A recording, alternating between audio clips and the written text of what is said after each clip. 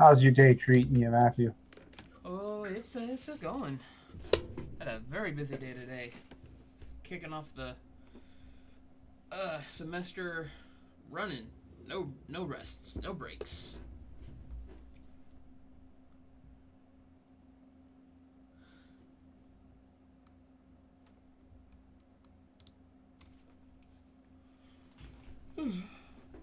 I was actually able to book a cruise next in August of next year for me and my wife. Nice. Where to? Bahamas. It's All actually a right. part of a special program that gives allows veterans, military, teachers, and other heroes to go on a cruise for free. We just didn't have to Oh, pay fabulous. taxes. Yeah, it's like a 3 night cruise cost us like 220. Not Nice. bad. Yeah, there's another one going on during spring break. Like it's like the stars aligned perfectly for it that I want to do, but my wife can't. Unfortunately, you only get the free rate if it's you and a guest. If it's just you, you pay. Ah, interesting. Yeah. So if I want to go, I'd need to find someone.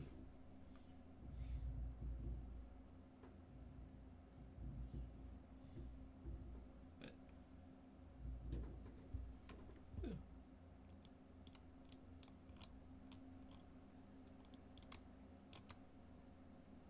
Have we heard any no's from anybody? I haven't seen anybody say they couldn't make it in chat.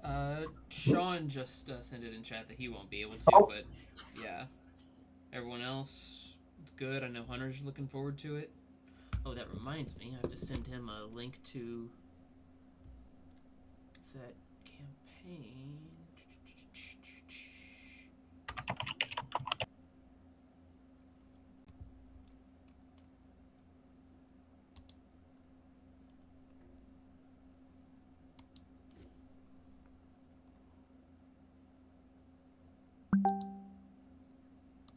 it's nice that he lets us know. Mm.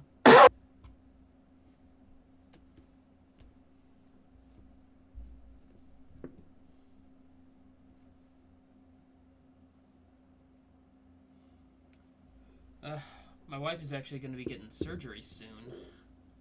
Oh, geez, fun. Hope Yeah, everything goes well. thank you. It'll be sometime in the next 2 or 4 months, I'm thinking. They're gonna Okay, call her at some point this month to schedule it. gotcha. Yeah. And then unfortunately, her work won't give her any extra days off, so she'll have to use her own vacation time for being out of work.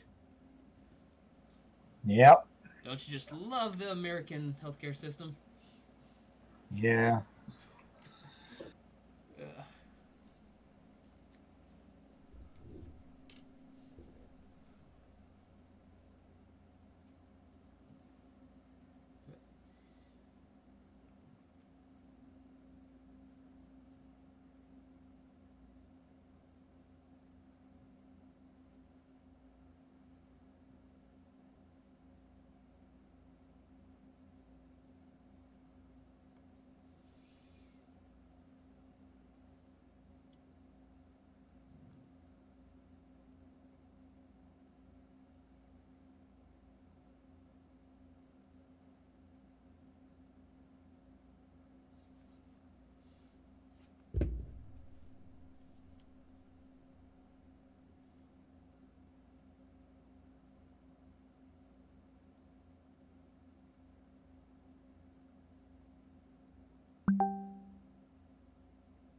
Oh, so I was looking at the spell list on D&D Beyond, and most of the entries have, like, I'm looking at the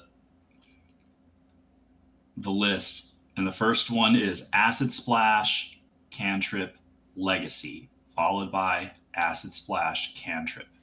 Yep. And Everybody's most of bitching them about look that. like that. Yeah, everybody's complaining about that on Reddit right now. Hmm. I don't know how it'll affect us or where the positive or negatives are. I figure we'll just deal as best we can moving forward. And I think when we do Matthew's adventure, you want to go to the new player's handbook, right? Yes. I was actually just Okay. texting with David about that. Sorry, David, you cut out Nice. when you were talking. What did you end up saying? Which thing? The thing right before you said which thing? That the spell list is now complicated with legacy versions of most of the spells. Interesting.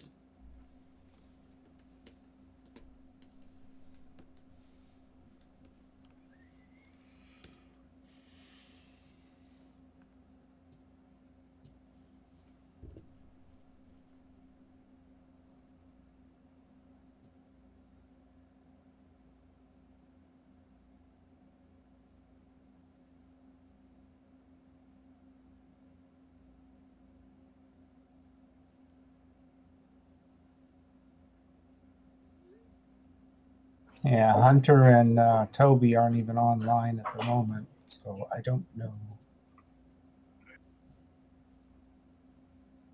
Yeah, this is the new versions of the spells. Because I'm looking at the one where I know the spell is dramatically different, and the new Find Familiar is what it some of what I heard it was going to be.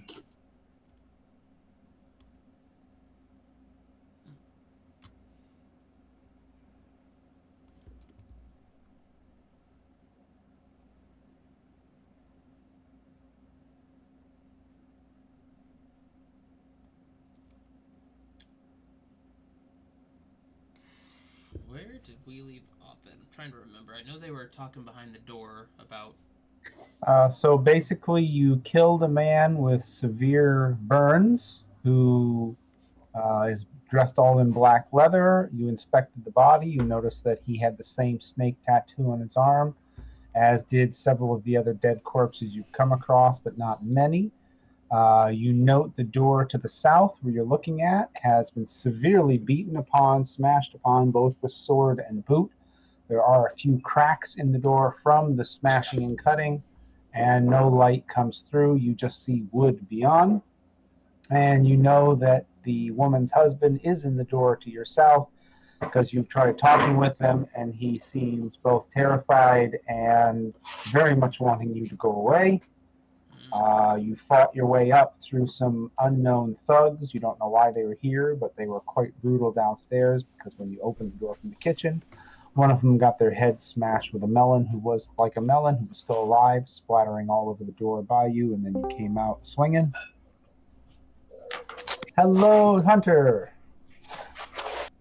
Hello? How are you doing?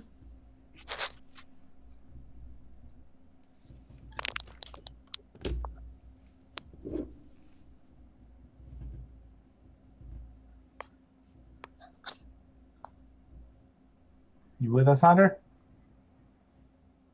Yeah, I'm here. Okay, there you go. And then the last thing is the what you're guessing was a bodyguard closed the door, and it sounds like he's talking with the lady of the house privately. They don't seem particularly fawning over you in gratitude and thanks, and the veteran soldiers of the house guard seem to be just standing around. Is Toby able to make it? I just realized he's not here. I haven't heard nothing. I don't know. I assumed he would because he said yes last time.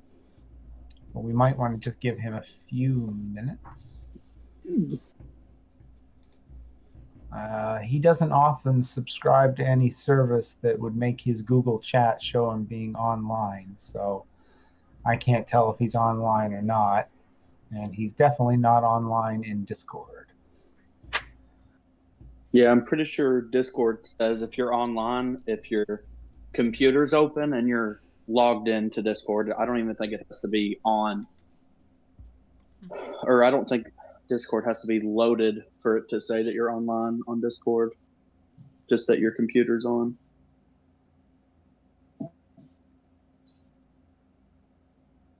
So it's up to you, gentlemen, if you want to vote to give him a little extra time or not. I don't mind.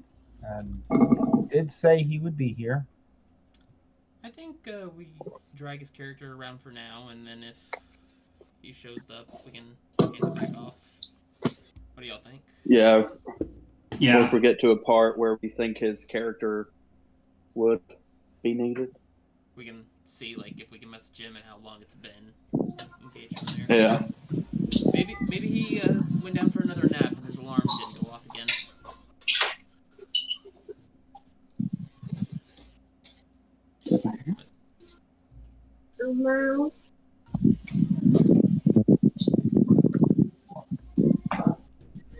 All right, I just sent him a message in Google. All right. Hunter, where the heck's Hunter? Where are you? Oh, you're over there. Okay. And then Matthew's up there. All right. So, up to you guys what you want to do.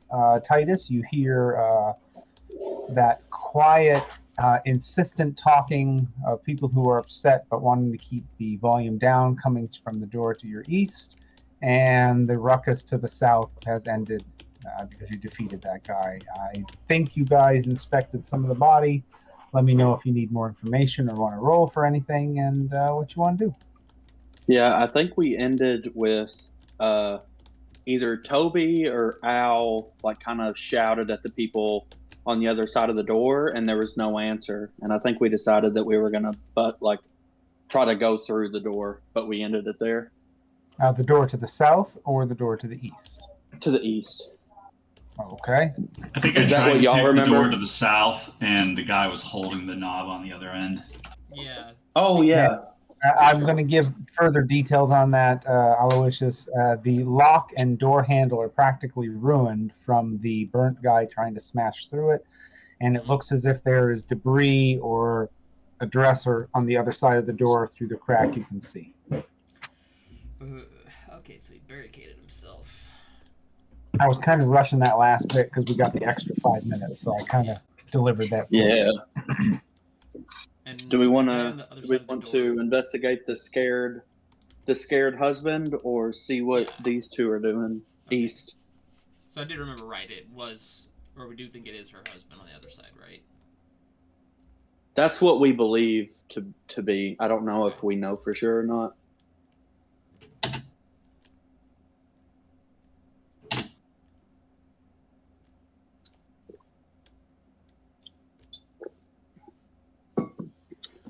That's how we ended it. Somebody like tried to talk through the door to the east.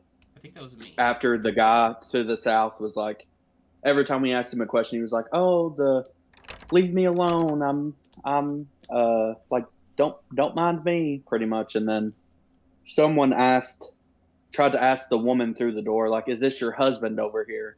And there was no response, and all we could hear was them like trying to keep quiet. I think.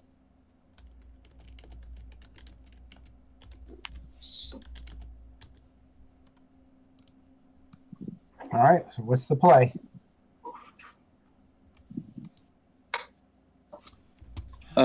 In character, I ask you guys, do y'all think that this burnt guy was the one who escaped with the stone from the fireball incident? Please let me know if you want me to describe the contents of his pockets or anything else you wanted to investigate. I think we did that. He had a pouch, but there was nothing in it. And it was He had two pouches, like, weirdly enough. Yeah, one of them had like burnt marks, and it matched. It sounds like it matched the gnome or the dwarf from the morgue, where it looked like he had like a pouch on his hip, but it was just like strings, and it looked like it had singed off. So if I can expand upon that just to help everybody's memory, the gnome you met in the morgue had the strings of a pouch tied to his waist. that were very clearly cut post-burning. In the black leather-clad burnt fellow's pouch was a second pouch that was highly burnt, whose ends of strings have been cut and not burnt.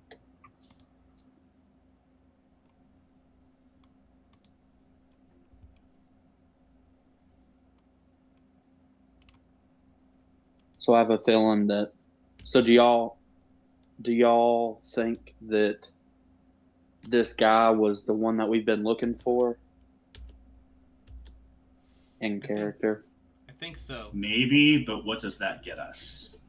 Yeah. Well, it gets us that this woman that we talked to before lied to us. Well, we knew that from what the kid said. Yeah. I don't trust this woman. Y'all? No, especially now. What did the kid tell us? That she was seen meeting with a cloaked man and seemed to be listening intently to him while the husband was afraid of him. Am I correct in remembering that? Yes. So, do you want to try to talk to the husband first? I mean, You if we hear can movement get to through the to him. south. You hear movement to the south and mutterings. Someone's talking to themselves quietly. It makes no sense. Do you want me to try to push the door in? Me and Balazar can try to push the door in. Yeah. Heave ho, try to bring Strength it down. check, roll with advantage. Just one of you. All right. I'll do it Travis, now, you do it. too. You have the higher strength. Yeah. The door moves a few inches. It feels like there's considerable weight behind it. It's more than just a Alright. dresser.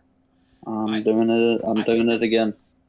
I picked up this mace off of the ground. Do you want to use it to bash the door in? No movement. Well, we'd have to bash through the door and then bash through whatever's behind it. I mean, I feel like with a mace is better than with our bare biceps. Well, the mace is going to deal damage to the door, but it's not going to push the things behind the door away. I mean, Titus has a battle axe, right? Yeah, I will. He could probably chop through it. What I if will. we try to chop the door off the hinges so we can just remove the door and climb over the dresser?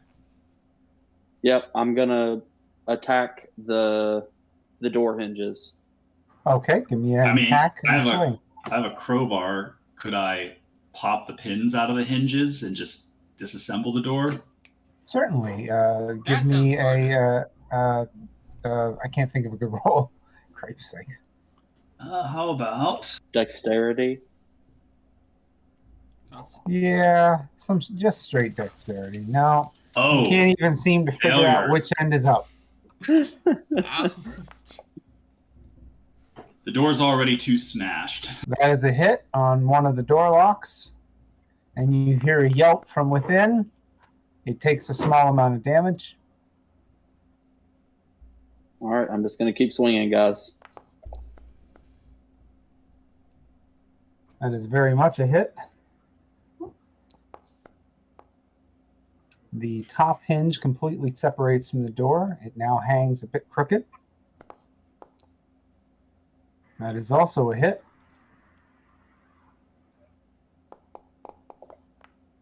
And the bottom hinge is separated from the door.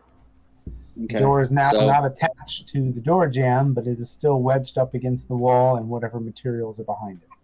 I put my axe down and I picked the door up and kind of walked back with it and set it to the side. You're greeted by the sight of the back of a chest of drawers with some sort of material on top of it and what looks like a bed frame beyond that. Can I try to, if we were to move the material on the top of the drawer or the wardrobe or whatever, is there enough room for us to shimmy through? No, the wardrobe is about head height for you, with what looks like a footrest or some other thing placed upon it, and then a bed frame beyond that. Our Okay, question is, are we able to see into the room now on the map, or not yet? Because not enough to make anything out. You can see some light, but no. Okay. With the door gone, And as the door is pulled away, you hear, "What are you doing? No, they'll see. Go away, go away." The coast is clear. It's fine. Come out. Yeah. We need to get you to safety. Come with They'll us. see, Yeah. they'll see, they'll see. They're in the room with you. We need to get you out of you're here worried now. about will protect you from them. We're not normal guests. We're He just new seems to here. keep babbling about he'll be seen. They'll see him. They'll see. Right. Go away. It'll be seen. I try to convince him that the we door, need to get him to safety because the people he wants found a way and they're actually in the room with him right now.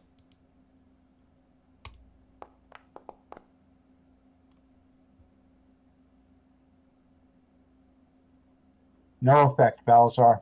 Dang it. All right. with the door gone, can me and Balazar both pull, or can me and him both like work together, but both of us roll strength checks with advantage? You can both Or roll just- separately or one of you with advantage. I think I say we It's both if we still rolled just a doorway wide. The dresser is wider than the doorway. You're in the doorway.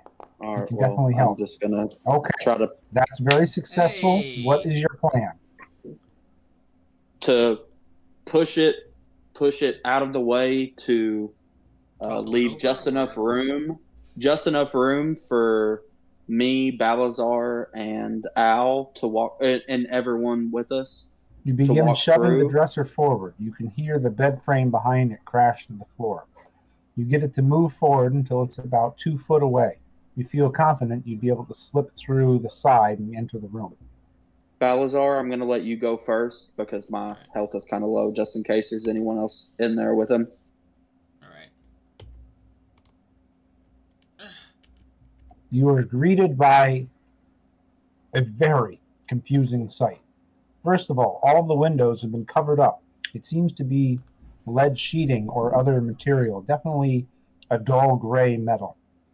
On the walls are maps of Waterdeep, but not any map you've seen before. They seem to repeat over and over again, with bits of string and pins connecting different points and weird notation written all over them.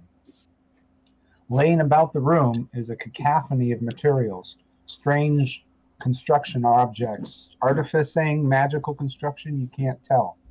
In a wire cage in the corner of the room are 3 winged snakes banging at the bars trying to get out. The man who's cowering in the corner looks like he was once wearing very fine clothes, but it would seem as if he hasn't bathed or changed in a considerably long amount of time. Also to the south over here is a strange raised stone pedestal with some glowing runes on it. He seems to cower back from you. You're also struck by the fact that he's also wearing a hat. It seems to be crumpled material, metal. It's a light, dull gray color. He's made some sort of round cap out of it and is wearing it on his head. He looks about in wide eyes as you enter, saying, "No, they'll see, they'll see. They're always watching."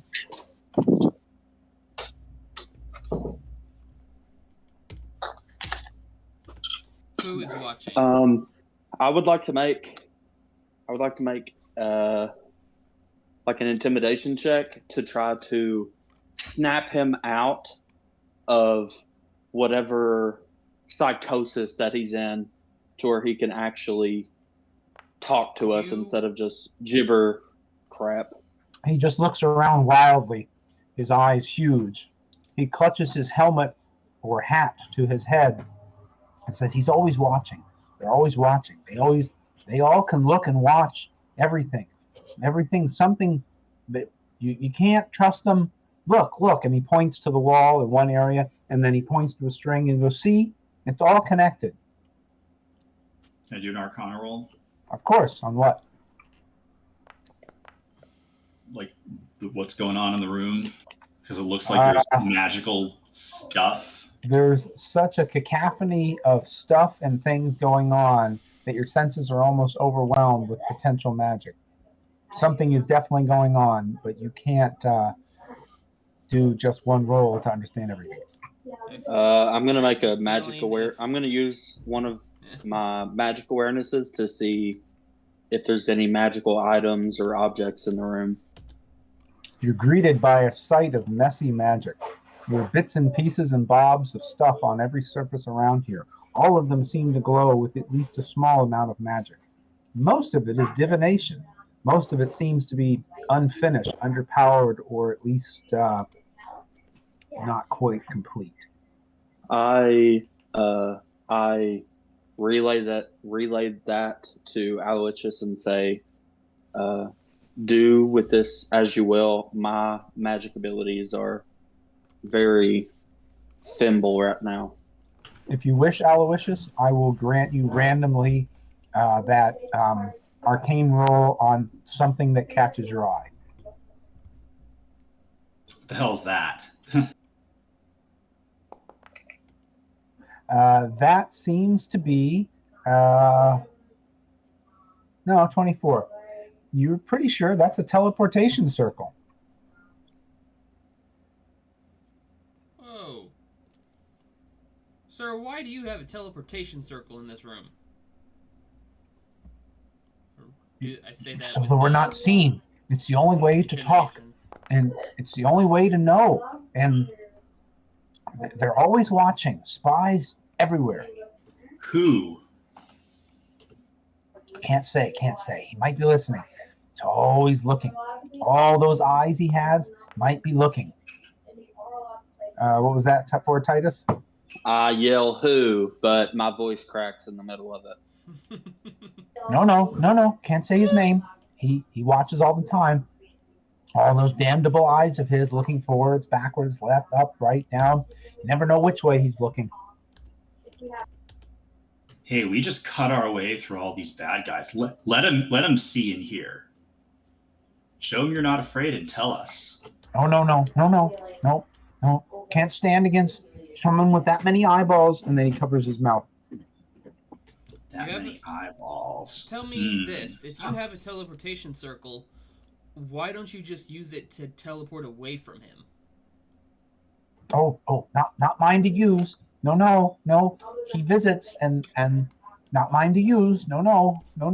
I just watch. I'm supposed to Listen, observe. And and then it talks to me, What makes Well, I held it briefly. It talked to me. It was very kind. Listen, we don't like Xanthar either. We are here to help you. What makes this room so special as to why he can't get in and harm you from any? Oh, I've shielded it much. Look. And he taps the windows with his fingernails, and you can see the shiny metal as he scratches away at whatever oxidization is on it. I asked him if it is what is Xanthar this? that he is afraid of. What is this stuff around this room? To your eye, it looks like some sort of soft metal. And I Titus, asked him.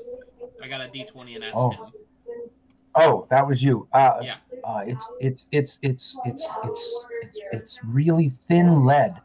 I process it. I buy it in cheap bars and pound it out myself. That's the only way to be sure. You have to do it yourself now. Can't let anybody else do it. So they might get it wrong. It might be too thick or too thin. You have to do it just right. Aloysius says, yeah, lead is a pain in the ass for us magic people.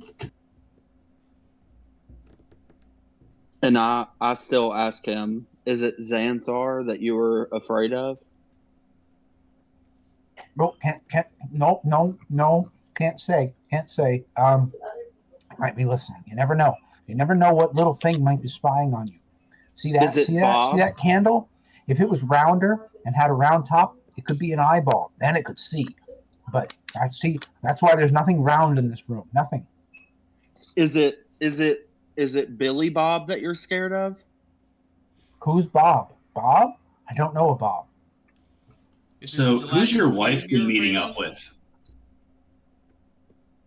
My wife, she just yells and gets mad, and she yells about spies and the deliveries and I got to hold it though. I did get to hold it, and it spoke to me. It was very, very kind to me. It told me it'd be okay. Are you Hold what? The stone, Galore. He spoke to me. He told me of the secrets. He told me of the treasure. Although now that I'm not holding it anymore, I really don't remember much. You've seen the Stone of Where Galore. where is the stone? Well, it was here. I did see it was here, but then I went in the back because I knew he'd be watching, and I didn't want to be seen being seen. Where was And he the looks last about place wildly. you saw the stone? Um, just outside the children's room in the main hall.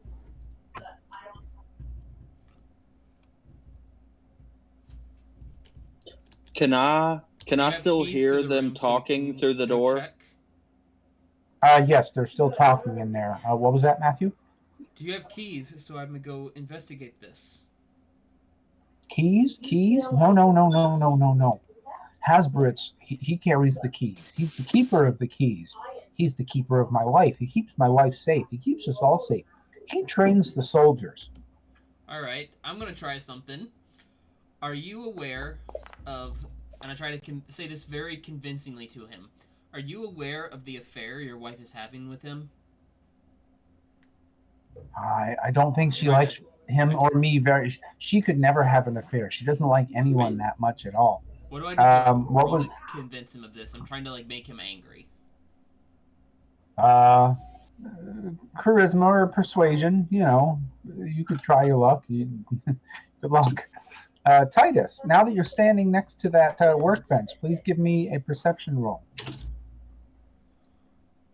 He looks around frighteningly. No, no, no, no. Can't leave the room, no matter how bad it may be. Okay, Titus. Oh. You do notice something on the table, though, that kind of draws your eyes. It's not something you would expect to see amongst this thing, because it almost has a familiar sense to it. It's a piece of black leather. It's about maybe 9 or 10 inches long and about maybe 5 or 6 inches wide. Down the left and right side are a series of holes. You could almost turn it into a tube and sew it up. And beautifully worked into it is a series of glyphs and carvings of some sort of magical nature. But you feel drawn to it. I snatch it up as quick as I can and hold it up to him and ask him what it is. Oh, research project. Truth and lies. It, it's not finished. It needs more.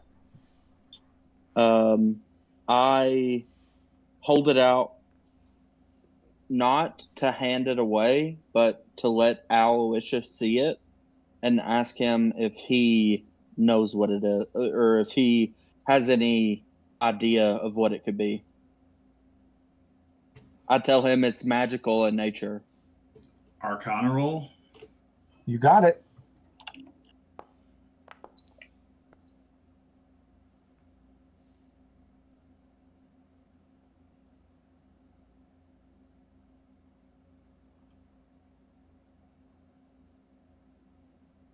Pretty high Arcana.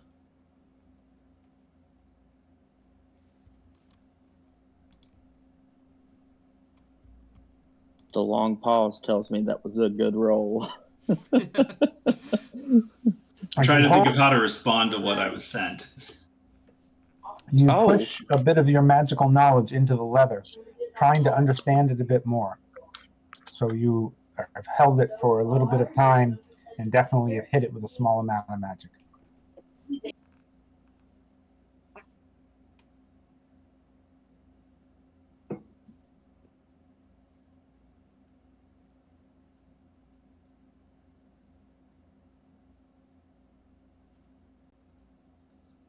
Aloysius, can you make sense of it? I can't think of something to say that meets the criteria of what I have been asked to say.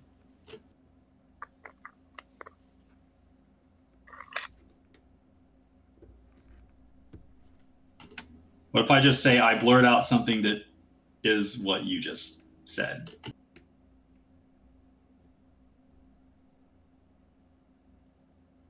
What I just said? You can just say it all then. Oh, when holding it, say something embarrassing and true. And then you look a bit shocked. This is not something you intended to reveal to the group. I I pull it back towards me, and like with a very strong grip, and I'm pretty strong, so he can't yank it out of my hands unless he's super strong himself. I kind of offer it to the man and ask him to grab a hold of it. Not done yet. Not done yet. Needs more work. And he Just try. waggles his finger at you. I grab his hand and force him to hold it. He looks at it curiously. He goes, see, not done yet. Not done yet. While I'm still forcing him, I ask him who he's scared of. Oh, no. Can't say, won't say, mustn't say. He might be listening. He might be watching. While he's He's still always holding listening. it. Roll for initiative. Oh my goodness. Oh my. Matthew, I am super low, so you are our tank for this for this battle. Yep. Pretty sure I am out of second wind and action surge. I'm out of rages. Small cage to the north, full of winged snakes. They've been banging at the side of that thing for some time. They've managed to bust free. I would like it to be known that I am still holding on to it very strongly. One of them flies south and attempts to bite you, Titus. Or not Titus, Balasar. Wrong person. Oh. Hitting on AC 25. Oh my goodness. +6? Yeah, that's I don't I want to know what the possible maximum natural armor you can have at level 1 is. I think it is 17. I gotta move you a tiny bit, Dave, because you're on top of a guy, and I'm just gonna put him there and do that and have him if pop out there. If you were a monk or barbarian, used unarmored defense and rolled for your stats and got like the most perfect rolls possible, maybe 20. Yeah. This is on AC 10. Let's say you have unarmored defense and you have a 20 in dexterity. Also, you're up. And an 18 in con. That's all right. 4, 5, 9. Is it 21? Is it 12 plus those modifiers or 10 plus those modifiers? Are you still talking about the natural highest AC you can have? Yeah. Yeah. You would have to have unarmored defense and have a super high dex and con modifier. Are you not wearing armor? I am. I'm wearing chain armor. Oh, I'm not wearing armor. Yeah. What's your AC? 15. Okay, mine's 16. With a shield, the shield spell, my AC is 21, I think. Well, yeah. keep that bad boy popped. Yeah. Okay, but let's see. We go here with I'm selecting him with my short sword. And I should make it fair to also show there's a third snake that's flying towards you, because you would obviously see that. That is a hit. Rolling damage.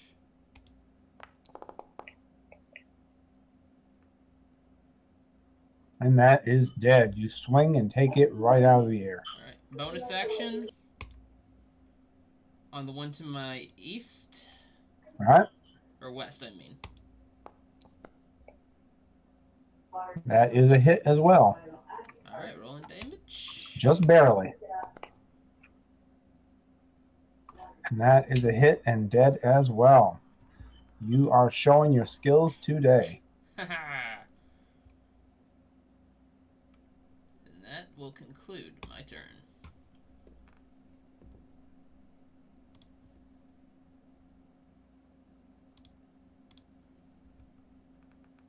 Yeah, 20 feet. That works perfectly fine.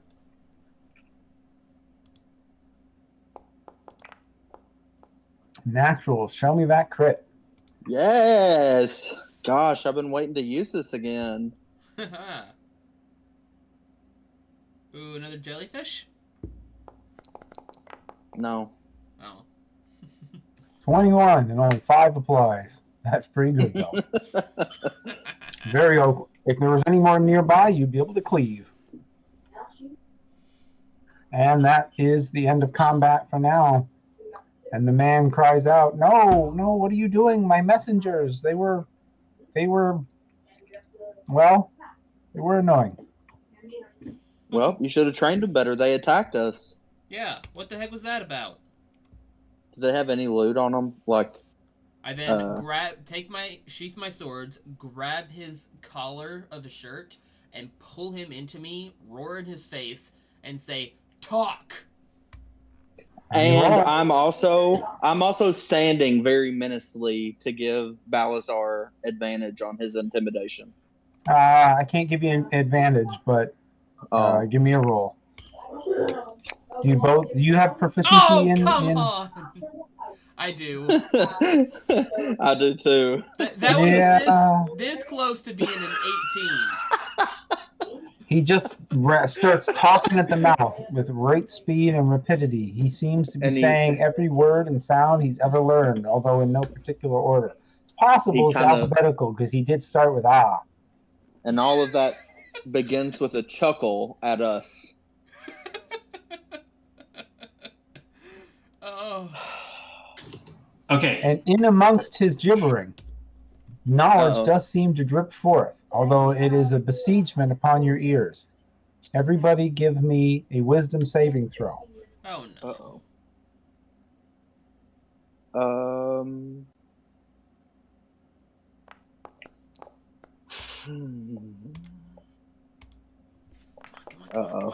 on. That's not good. That's okay. It's a low DC. In amongst the things you heard, you can definitely tell he's held onto the stone of Galore. It has been taken from a spy named Dalakar. He knew of a plot to kidnap Rainier Nevermember. Whoa. His house has been bankrolling the Black Network. They are trying to kidnap Nevermember. The creature within the stone, or the stone that is a creature, knows the location of a hidden vault in Waterdeep containing 500,000 dragons. His wife is very frustrated. Frustrated at everything. Frustrated at the world. Frustrated at their lack of station that they no longer hold. He pleaded with her not to give away her special necklace, the necklace her father made for her. That mechanical servant can't be trusted. He should not have such a wonderful gift. And then it just seems to continue. Gibbering craziness with the occasional drop of rational knowledge. I asked him what the necklace looked like. Or I nudge Aloysius and tell him to show him the necklace and ask him, "Is this the necklace of your wife?" Aloysius points to the necklace which he is wearing. Oh, yes. Give that back to her, and she will be most pleased. Yes, she will tell you all of her tales and woes for the gift of her father. Yes. Oh, she will be so pleased. It's mine now. What was that? Hell no, this is mine now. But don't let him see. Stay in this room. This is the safe place. I will have food sent up here. You can sleep on the floor there. We can fix the bed, and you can sleep there. You are really small. You can sleep on the round pedestal, but don't use it. Not allowed to use it. Can't use it. But yes, we can all sleep here, and we'll be safe. We should definitely use it. Andrew, can you check in the notes under number 16 Villa Encounter? Will you check to see if the last entry was all of like the main points of what you told us that we remembered? Or I can tell you what I wrote down. Whatever's easier for you. Since I gave it to you all disjointed, I'll be kind enough to do that. Okay, thank you. All right, guys. I think I want to ask him something. Who Okay. was the guy trying to break into here earlier? And why? I don't know. He's very loyal to my wife. I don't understand his ire. He was most insistent that he enter this room, but I could not open the door. I did not want to be seen, couldn't be seen. He is not supposed to enter here. Only door only stays closed. Only thing that enters here is food. Food that is thin. Thin food goes underneath the door. I particularly like very thin cheese. Only thin foods. I shake my head and walk away, and I say, "Guys, I think we've gotten everything we need from him." Yeah. But if y'all want to ask another question, you can. But And if you y'all walk follow by me, the table, Aloysius, you also see thin strips of metal on a coil. It seems to be some sort of braided cloth with metal embedded in it. This seems very familiar. You think this is what was lining the top of the roof of the wall that went all the way around the perimeter. What? There's a spool of cloth on the table to your south. It's embedded with pieces of metal, like rubbed into it or polished into it or somehow combined with the weave. It seems interestingly magical.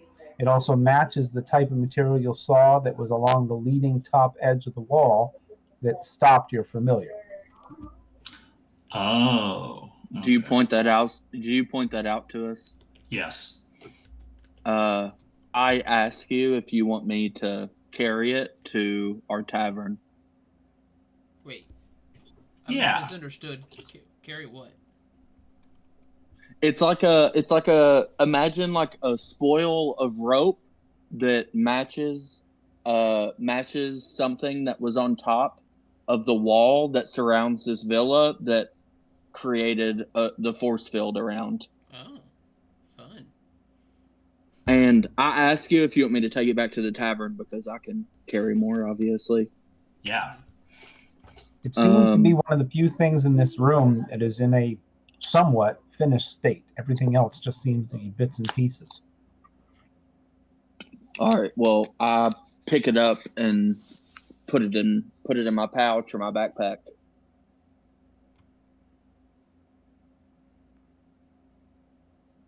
Do we just remember that, or are you gonna actually add it? Spool of magical coiled rope. Okay. All right. Well, in character, I think we need to bust down this door up here and make this woman answer some questions. Agreed. And then once we're done killing her and the bodyguard, we should go through the teleportation circle.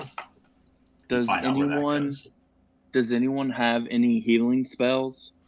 I do not. I think Jensen Nope. might, but he's not here.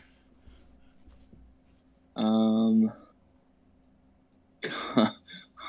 wish he was here. I wish we could take a rest. I could have sworn, like, after our last... This is out of character. After our last session, I was thinking about it, because whenever we were fighting this guy in the bathroom, I noticed that I didn't have any rages left. I was trying to think back, and I think that whenever we took our last long rest that I didn't, because I only remembered raging twice. I don't know. I don't either.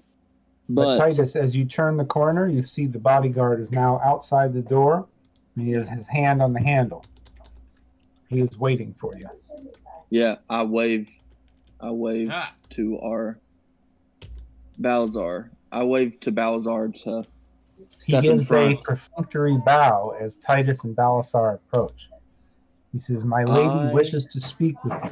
If you will allow her guards to go first, she will allow you a brief and guarded conversation." I am going to roll an intimidation to say, no guards. We have questions that need to be answered. He glares at you. His arms begin to glow with a faint purple light as he puts his hand on his sword. There are things other than conversation we could do as well. Would you prefer that?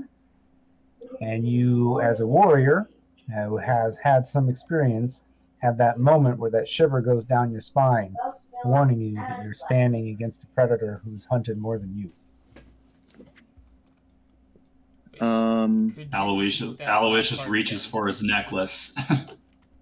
Yeah, I'm going to make a perception check to see if he is actually willing to fight us out here without his lady talking to us, because she wants to talk to us for some reason. He seems uncowed, very strong, and absolutely dedicated to her safety more than her conversation. You get the sense very much he will fight easily and do very well. Can I assess how the other guards look? All of them are wounded, and your best assess. Give me a medical roll.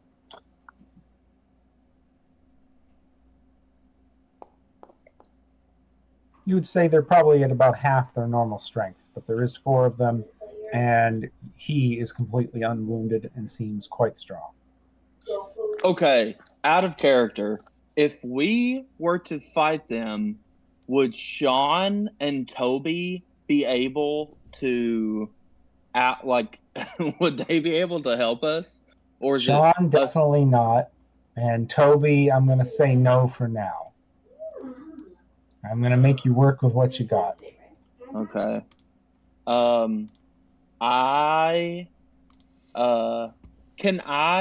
Can I look at Aloysius and make some kind of roll to be able to communicate with a look, and make like a roll to be able to like make sure he knows what I mean by the look?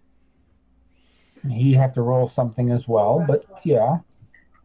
Okay, what roll would you like? His would be perception, and yours would be, gosh almighty, what would work?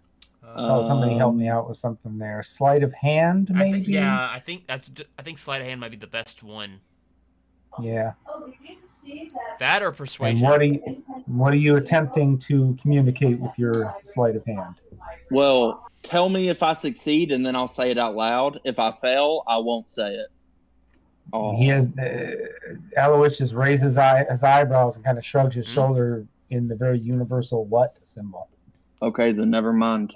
Here, I just for kicks and giggles. Yeah, Aloysius is staring at the guards and the blue guy, and he doesn't even see you do anything. Okay, fair. Then never mind. I don't want to say it out loud because I don't want to metagame. Okay. Then I take a step forward and I say, "Very well, we'll follow." A moment, then. Please step back 5 feet. At the door, I will let Balazar take a step in front of me, and he knows that I will be 1 step behind him. He takes a step forward as he opens the door, and the guards filter through. Please take up defensive positions around Our Lady. He then steps through. Oh, I should give you a little more room so you can all fit. That is close enough.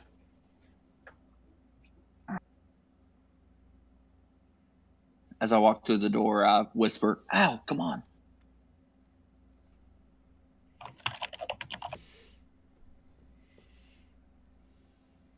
Well, my dang gummit, I gotta get a cough drop.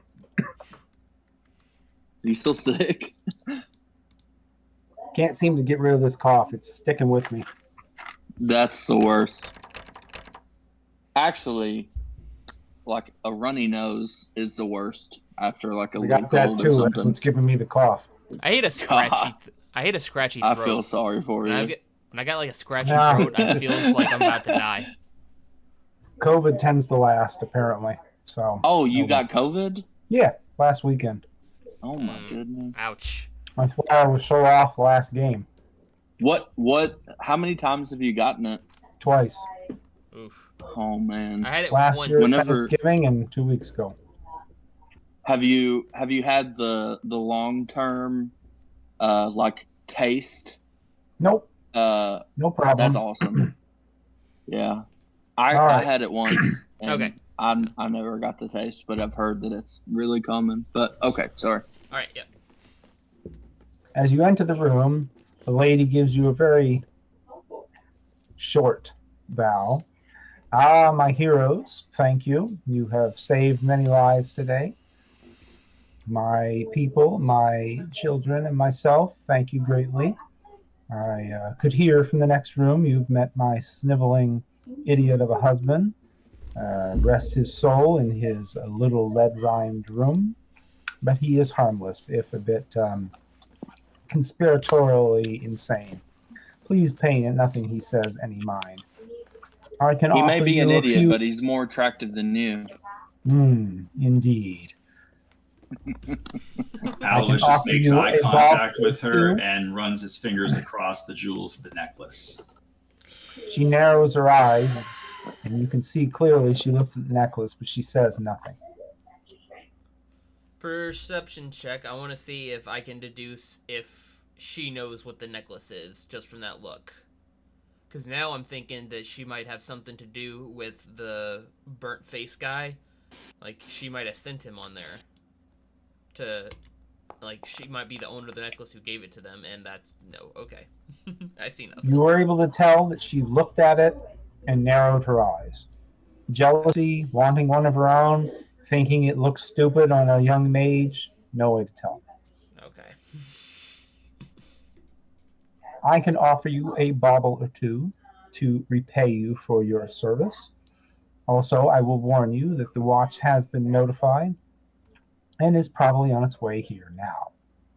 So you may wish to depart in case you are wanted by the watch. What exactly did you tell the watch? That I was under threat. Nothing more is needed. We are important. We are noble. The watch protects such nobility. Such royal blood is worthy of being kept. Did you tell them that you housed a suspect for the fireball incident? Where? I house no such person of anything. I have only my household here, and then these brigands who decided to try and steal valuables. Common thieves, I hear they are. I am going to say, in the bathroom that separated us from your husband, we have slain Mr. Floxen. We know that you housed him and that he came from the fireball incident. We are not looking for trouble, only answers. I imagine you can surmise many things, but with someone of your intellect, I imagine that's no great feat.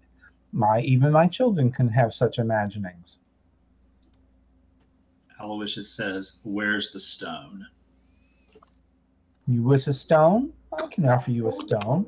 I could give you a few rubies and sapphires to ease your wounds after such a difficult battle. Thank you. That is. What's the name of the stone again? The Stone of Stone of Galore. Galore. Yeah. Aloysius says, "The Stone of Galore." And what type of gemstone is that? Diamond, ruby, emerald?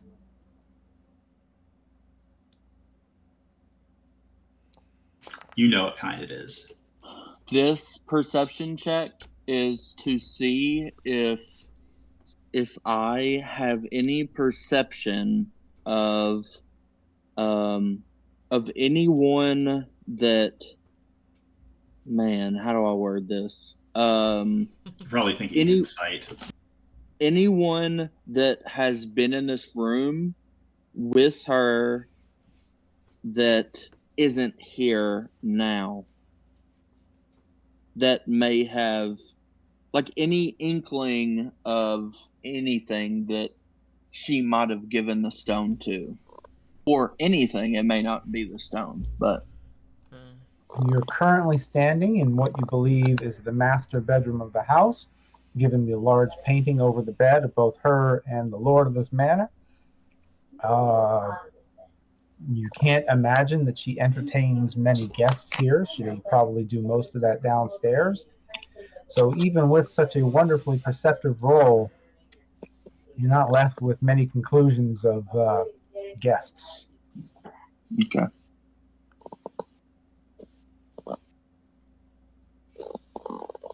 It was just at the end of her sentence, I kind of like painted the edge of the walls looking for anything.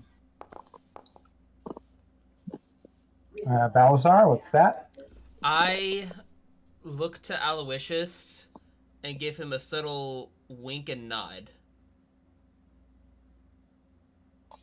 That's supposed to signify my approval.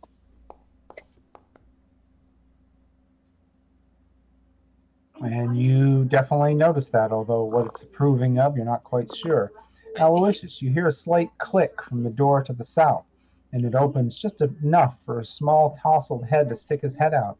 And someone calls out, "Mother, is it safe now? Is it okay?" Yara turns and looks at him as, "Gareth, I said to stay inside. Please go back in your room and wait with your brother." "Okay." And he steps back, and you hear a click of the lock.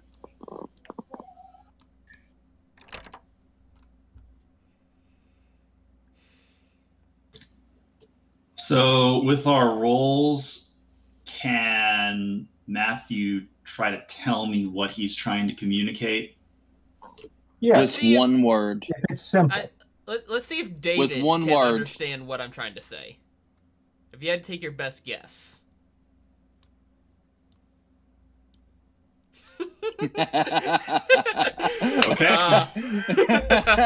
That's what I was trying to tell you too. It's not like giving me the ability to place a thing down, so. Oh, really? That's awfully disappointing. Could you possibly give him like however many pearls there are, give him scrolls of Firebolt to use? That way he could expend one of the scrolls for each pearl.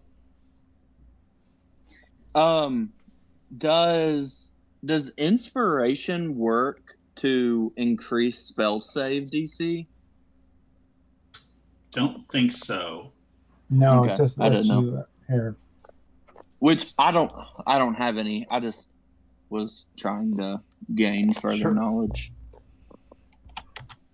Try that necklace instead.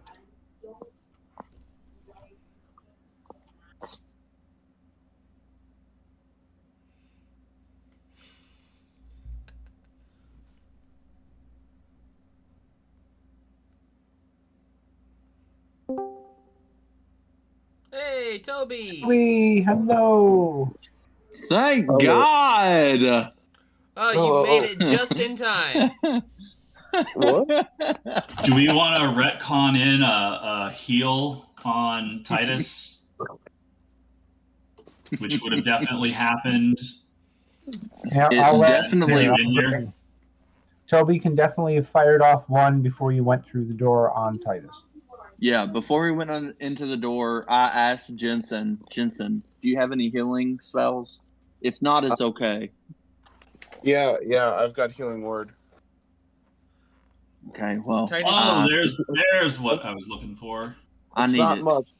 It's not much, but I've got that. Even if it's 2, I don't care. If it's 1, I'm going to be kind of mad at you. I can only do 1 a turn. Well, we did it before we walked in. Yeah. I don't know how many spell slots I have. I'm getting dressed. Okay. That's fine. Yeah. Whenever you get on, I'll have Oh, plus D4 health. Do we want to, Andrew? Do you want to cast it from his character onto Titus for however many spell slots he has? Yes, Sure. please. Just whatever the What? most basic is, just to hopefully get me Healing back up word? to what. Is that what I'm going for? Yeah. I believe that's the only healing spell that I have for allies. For allies, do you have a healing spell for enemies? No, I have false life, which gives me. Oh my goodness. Jensen, you did Ooh. so good. Oh, thank you. What did I roll Okay. for? You rolled a 1, but it's Oh. +4, so I got So- 5 health. Yeah. Art Balazar, I can tank now. all right. I have 1 health more. I don't get my normal resistances Oh, yeah. from rage, but One more health than I do. yeah, that's what I said. So Aloysius points to the necklace and say, "Hey, we found this by where the bombing was. Does this look familiar to you?" She just narrows her eyes, thinks for a moment, and says, "So what? Another diamond? Will that ease your troubles?" Aloysius sighs and says, "Wrong answer." Try the other object I gave you. Oh, I thought I did. I'm not positive which one you use, but that one has charges. The other one doesn't.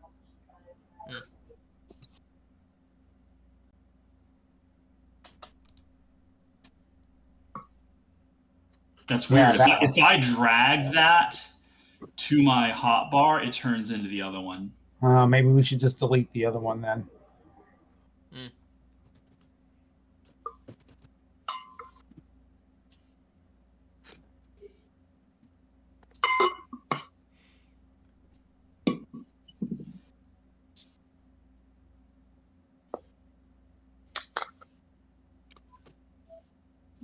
Quick as a flash, her mind reaches out and in some way seems to grab the piece of glass out of the air. Telekinesis, mage hand, you're not really sure. Snatches it towards her. And she screams out, "In my father's house? With my father's necklace? I think not." Ho, ho, ho. At that, Hasbrat glowers at you. His eyes turn a dark color, and you feel unable to move. Is Hasbrat the The half orc? bodyguard. Yes.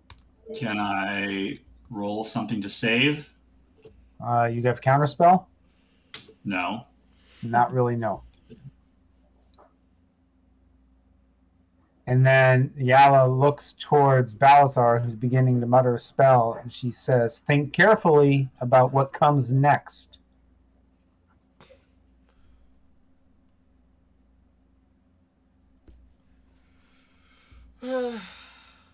Well, looks like we're doing this. Oh no. You also hear voices coming up the stairs. Whoops, I didn't mean to do that. Just a minute.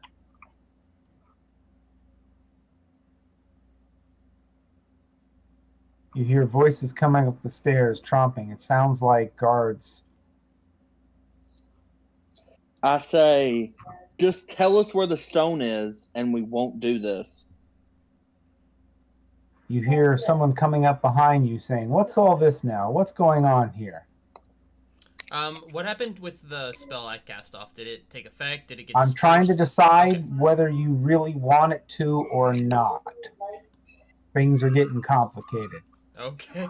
Jensen hears voices coming up behind him. So I'm assuming his fireball didn't go off. No, the fireball most certainly did not go off. She seemed to have snatched that piece of enchanted ruby out of the air.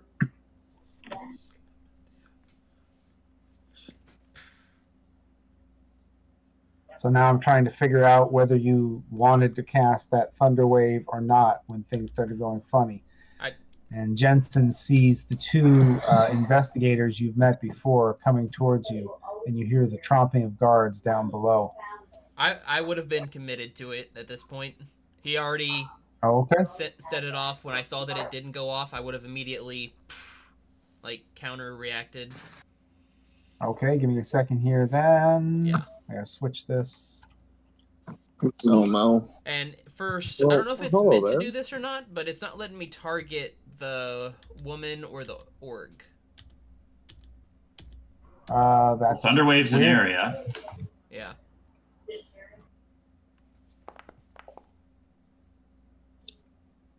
Okay, Oh. your thunder wave does not take effect. I was about to ask, like, does catching an object not count as an action? You're Does she- wondering if there's the possibility of an affinity with that necklace or in this home. I'm gonna whisper to Lucius. Hey, Lucius, let's. I'm out of magic. Let's not fight right now. I'm paralyzed. I can't respond. All right. One side, Hello. you. Come along, Seath. Send the guards out to examine the room, collect evidence, count the bodies. Barnabas steps in. What's all this now? And he gives a very, very deep bow. Yadi Grelhand, Hey, how we've are seen you this this guy evening? before. Mm-hmm. And he looks around at that. And of course, when there is trouble, I must come. He steps into the room, as does Seath, who's taking furious notes about what's going on. Hey, we've seen You're him before hearing too. more guards and activity. Through one of the windows to your north, you actually see several griffins landing in the courtyard below. He's a part of the watch, right? Yes, indeed. He's one of their special investigators.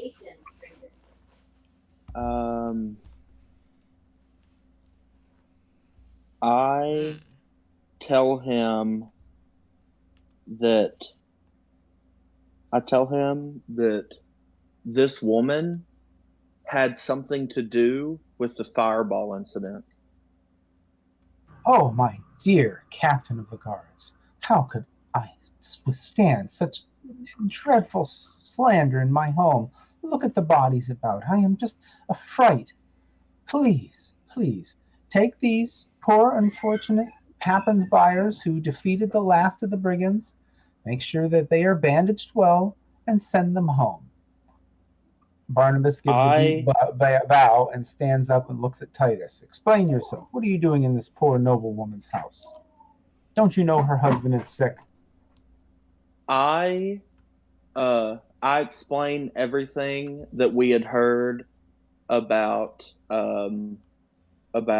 someone seeing a cloaked figure like limping away from the fireball incident and moving this direction. And then I motion him and say, I have proof, like, come follow me. And I try to lead him into the bathroom with the dead body of the guy that we fought in the bathroom. Seath, go and see. I will talk with her ladyship. And he steps out. And then one of the watch says, Sir, I found another one of those Zenth brigands. I think he was up to no good here. He probably led this battle. I don't know what they were seeking. Probably witches.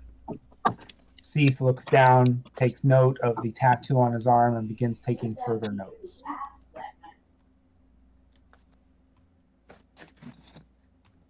Yala turns to her bodyguard and says, Havraz, release him. I don't know how I want to pronounce that.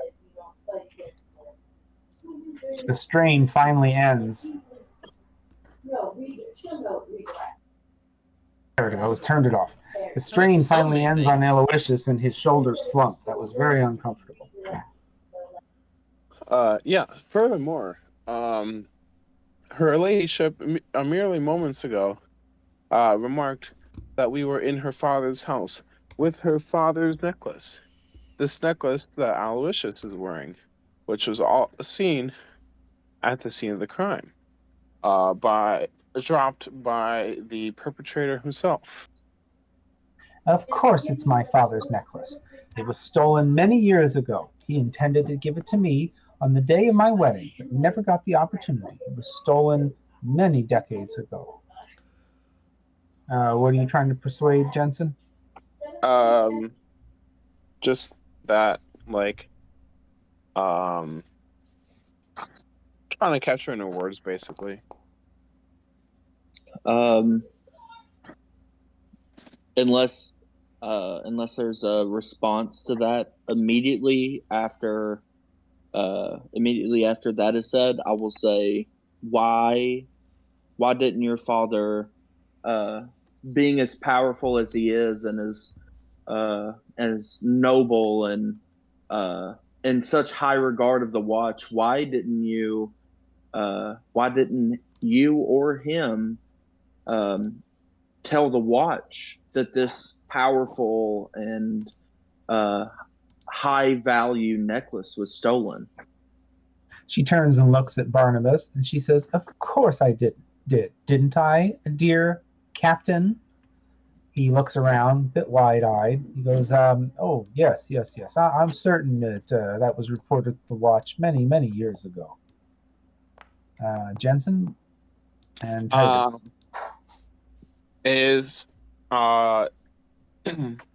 what's his name? Barnabas. Is he telling the truth, or is he just like? Titus that is reacts as if he's telling the That's truth. what I was Jensen? checking. Oh, Jensen, same thing? Yeah. Titus, You same thing. think he is intimidated by this situation greatly? It's a bit difficult to separate out if that exact statement was truth or not, but you think he is treading extremely carefully. Mhm. Okay, question about the teleportation circle. What does it take to operate it? You, from your general knowledge of teleportation circles, wait a minute, I had this one up. Where'd that tab go?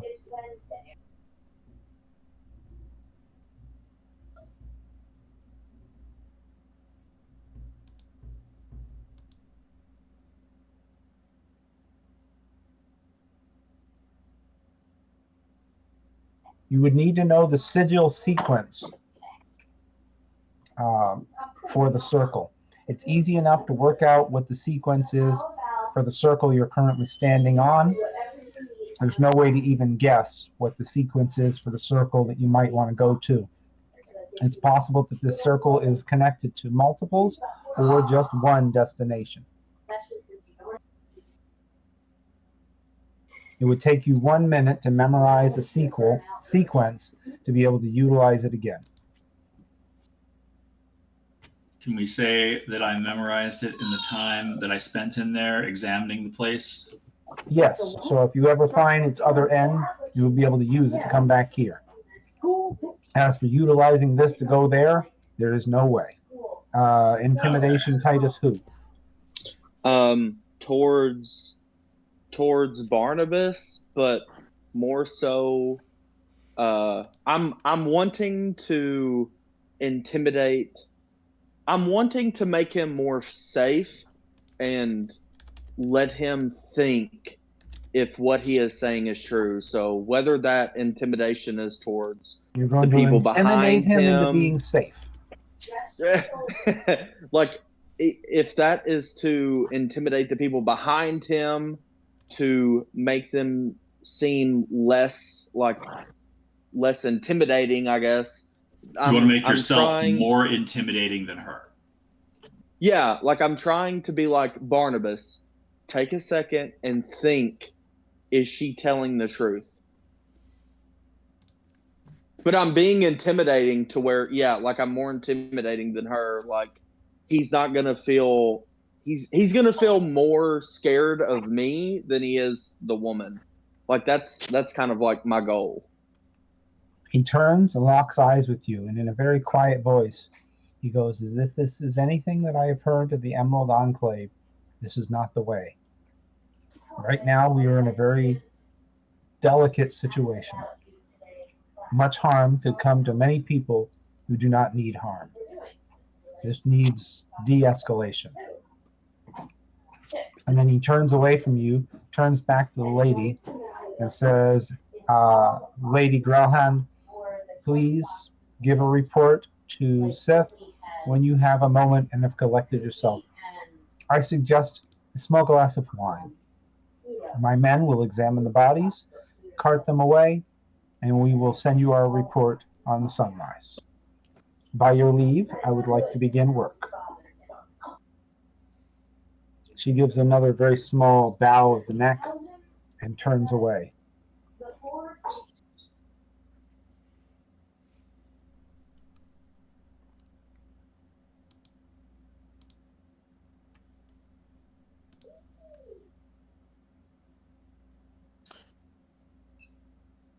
Huh?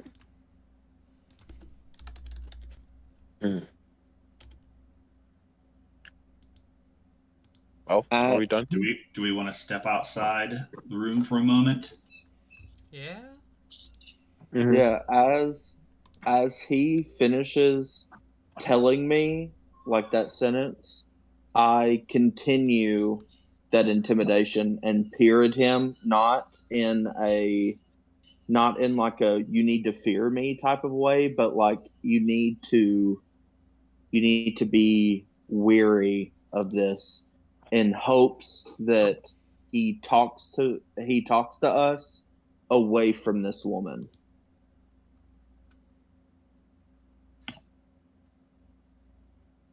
Did you ask him that, or was that just a look? I took That in was too like, much and yeah, got confused. that peer, like I peered at him at the like as soon as he got done saying what he said, before he turned to that woman and said what he said to everyone pretty much. Okay, I'll do my best with that.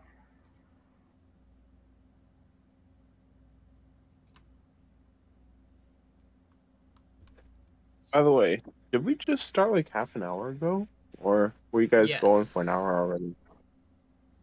So somebody might want to backtrack and kind of tell him what happened, especially about Lord Gralhand and his room and the snakes. Oh wow, that is a lot of If guards. you check the journal for the Growlhund Villa, um, the villa encounter, that is like the bullet points is what we got Yeah. from this I lady's remember, husband. I remember going through here and talking to the guy and everything. It's just I thought we usually start at 6 p.m. instead of 7 p.m. Yeah, we started about an hour ago because I was a little late and then we waited a little bit for you. Oh, okay. My bad. All right. It's okay. We weren't sure if you were going to be able to make it, and then we thought maybe you might be napping, but we tried to give a bit, but not that much happened. So just guys, tell them about what happened in the room with the husband. We had to break it through the door. I swung my weapon at the hinges, moved the door aside, and then me and Balazar moved a cabinet, and then a bed frame fell behind it, and we walked in.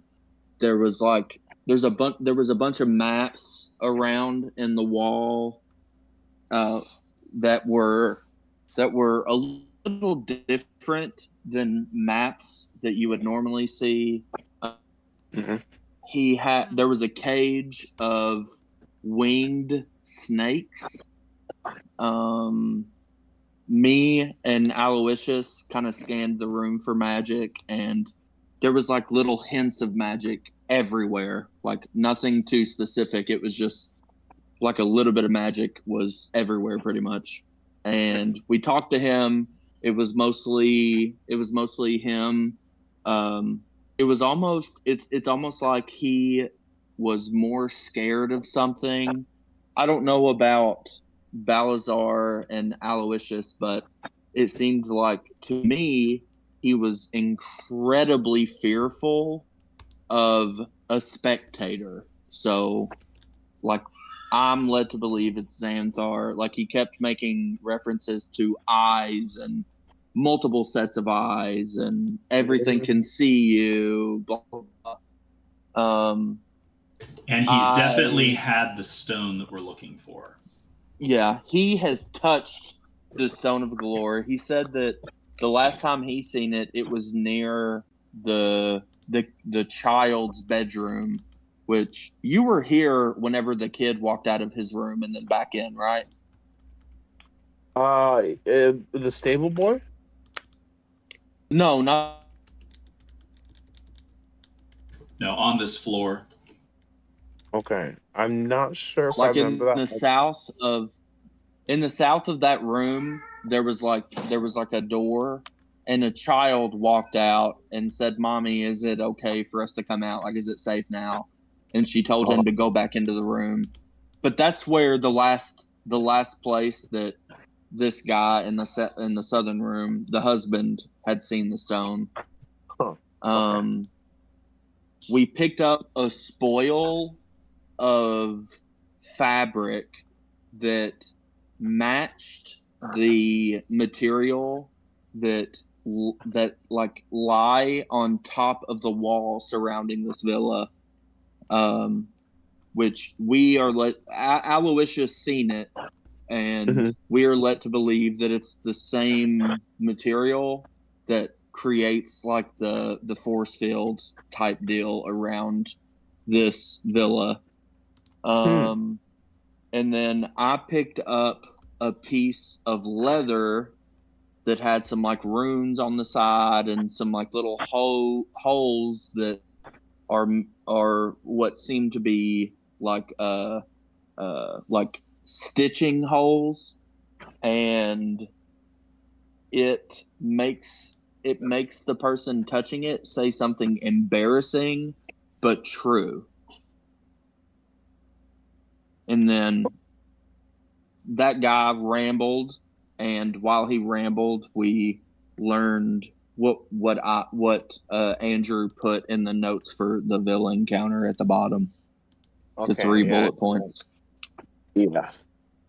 All right, cool. Did I forget anything? No, I think that was Guys? about it. Awesome. Thanks for the recap. Over by Balasar and Jensen, the watch is slowly dragging away bodies as Seath takes notes on everything. I want to wander back into the room with the husband. Okay. Yeah, I asked this guy, Quick have you question. seen the burned victim? Titus is talking with Seath. Titus. To go see what I'd said was true or not. This guy. I'm sorry, kind sir. Your help is deeply appreciated for this lady of this house, but this is a currently ongoing investigation. I'm afraid we can't reveal any information like that to civilians. Yeah. Just whatever you have to do, make sure that what's this guy's name over on the right? Oh, that's Barnabas. That should be shot out for you guys. Yeah, I say, yeah. Just make sure Barnabas sees this corpse. Of course. And then I will have a detailed accounting of every body here. You see him pull back the leather sleeves and note the snake tattoo on his arm.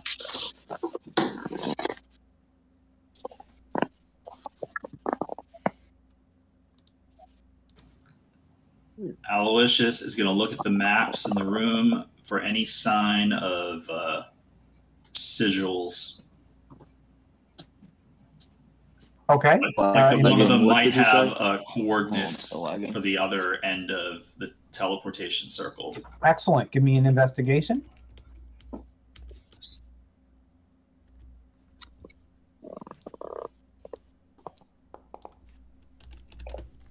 You find something odd about looking at all the marks written on the maps around this room. None of them repeat, not even once. It's as if a language that just kept expanding and never repeating, which in of itself you think is quite the feat. With all your knowledge of runes and other languages, you know of nothing that can repeat this much. It's almost as if it's made up as it went along. Titus, what are you trying to discover and fail at?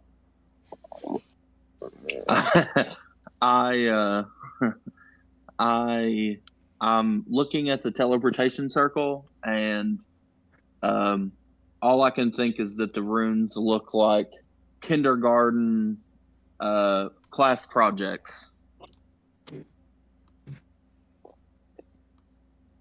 Okay. It's definitely confusing and weird. And Aloysius, as you look around, you're still awed by the sheer mad genius that has led to so many different failed or uncompleted projects. So there's some language on the maps. Maybe. You're the mildest amount of dubious. You're waffling between mad genius and pure mad. Aloysius asks him, what do these marks mean? Oh, all the spots of viewing and vision and peeking and spying, and must avoid them. So don't go anywhere on this map. Nowhere at all. I've identified almost all of it, and you can't go on any of them. This room here, this is safe, but the rest of that is you can't. The eyes are everywhere, always watching. Look for round things. With my Outlander, is this guy in the corner the child? No, he's the lord of this manor. He's the husband. He's the husband. Oh, okay. So can I mark on our map all of the locations that I see on his map? You could. You estimate it would take you several hours. There's several thousand. So the walls are the map of Waterdeep, but it repeats over and over and over and over again. Maybe, I don't know, 40 or 50 copies of the map written over and over again on the walls. And then everywhere over all the surface of the wall are strange, legible, but non-repeating symbols. And then strings and pins connecting all of them. I have the Outlander background, so I can look at a map and like precisely recall what is on that map. Okay. So can I, which I would have already looked around, but can I look through all of the maps and then just pocket that information, and whenever we get out of here, jot it down? I will allow you to do that with one out of the 50 exact copies of the Waterdeep map of the walls. It is a cacophony of insane information.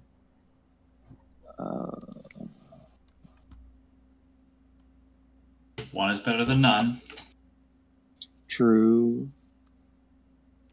So I look for the location of our mansion on his maps. Okay, you find it easily on multiple maps. Does he have a string attached to that spot? On some of them, yes. Where does it lead to? Depends on which map. On some of the maps, it goes to different places. On some of the maps, it goes across the room to a one that matches the exact spot it just came from. I look for the location of the weird purple gnomes store on his maps. Oddly enough, on every single map, no symbols, no string, no pin anywhere near his shop. Okay, so the exact words of my, like, the background feature is: you have an excellent memory for maps and geography. You can always recall the general layout of terrain, settlements, and other features around you.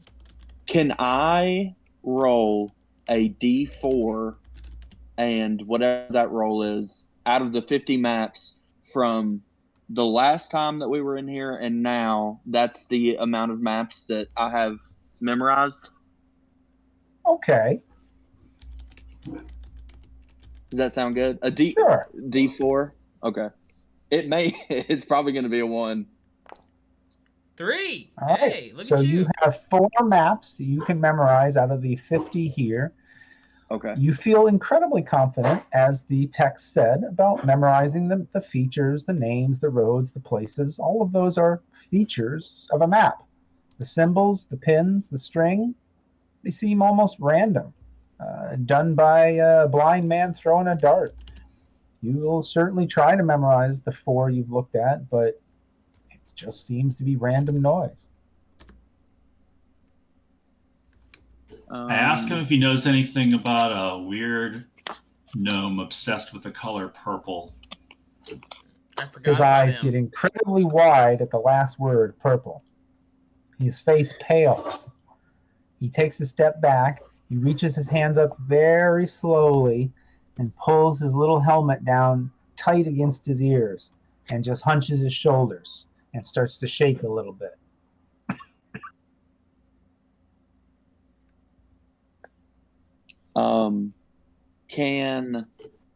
Can I roll 3d20 to see if I can memorize like out of the maps that I have memorized, can I see if any of them are of any use by rolling like a 3d20? What do you mean of any use? And what does 3D20 have to do with what? 3d20 because I have 3 maps and a d20 signaling like how much I memorize the map, I guess, and I guess the luck that the map that I have memorized is of any use Well, or of any you got 50 value. maps in front of you right now that you don't have to memorize, and I'll let you investigate all or any one of them 50 times in a row. Okay, so the 3 maps that I have memorized are just maps of Waterdeep. They're all 100% store-bought, original, totally clean, totally nice, repetitively glued to the walls of this building or this interior room. With like With strings additional and notes stuff. added by, you presume, Lord Greyhound. Then with pins that are sometimes in the added notes and sometimes not, and little bits of red string strung everywhere. Yeah. At the moment, none of it makes any sense. It staggeringly appears to be absolutely positively random, and you can see no pattern whatsoever. I gotcha. So the 3d20 would be for me to be able to understand the 3 that I have memorized. At the moment, you don't. Okay. Never mind then. They just seem staggeringly random. You've never seen these symbols before. The sheer oddity that the symbols never repeat is amazing, that someone could come up with that many symbols. With the 3 that I have memorized on the wall out of the 50, can I make a check with advantage to parse out the randomness of them? Sure. Let's roll for it. Investigation? Sure. Okay. They seem staggeringly random. Gosh dang it. Can I do that for the other 2? Yeah, why don't you give me 6d20? Okay. 3 maps, 3 rolls, all with advantage. 6d20. Let's see what you come up with. Okay. Ooh. They seem staggeringly random. Oh, even with the 19?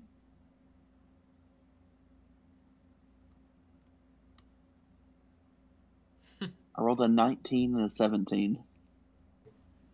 Aloysius says to the group, I think we're going to have to pay that little gnome another visit. Definitely. If he blows smoke in my face again, I'm not liable for what I do to him.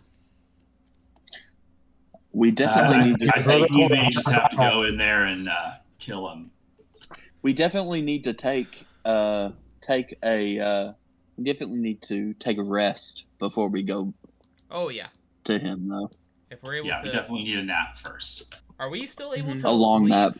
the manor at all? Because I know we like attacked the woman there, and then the guards here. So like, she's a noble, so they're The gonna believe guards here her. are the watch. Like they're Yeah. investigating. We're free to go. Oh, okay. I'm saying you didn't exactly attack her. You threw a fireball that didn't go off, and she counterspelled your thunder wave, and then the watch showed up. Yeah, he saved us from a TPK. Do y'all just want to go to the tavern? Yeah. Is that where Yeah. everyone wants to go? Okay. I might actually end up.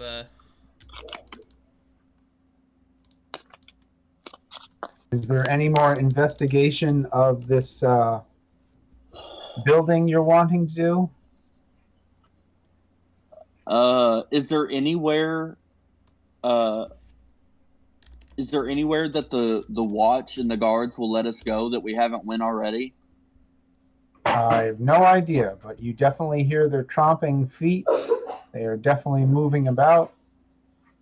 They are collecting the bodies, moving them into a pile. I guess before we leave, I may have already asked this, but do any of y'all have a spell that allows you to speak to animals? I do Nope. not.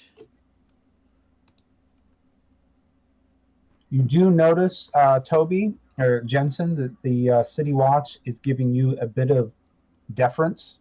They nod as you walk by, and they don't seem particularly concerned when you investigate bodies or look over their shoulder. The rest of you, they So- look at with great suspicion.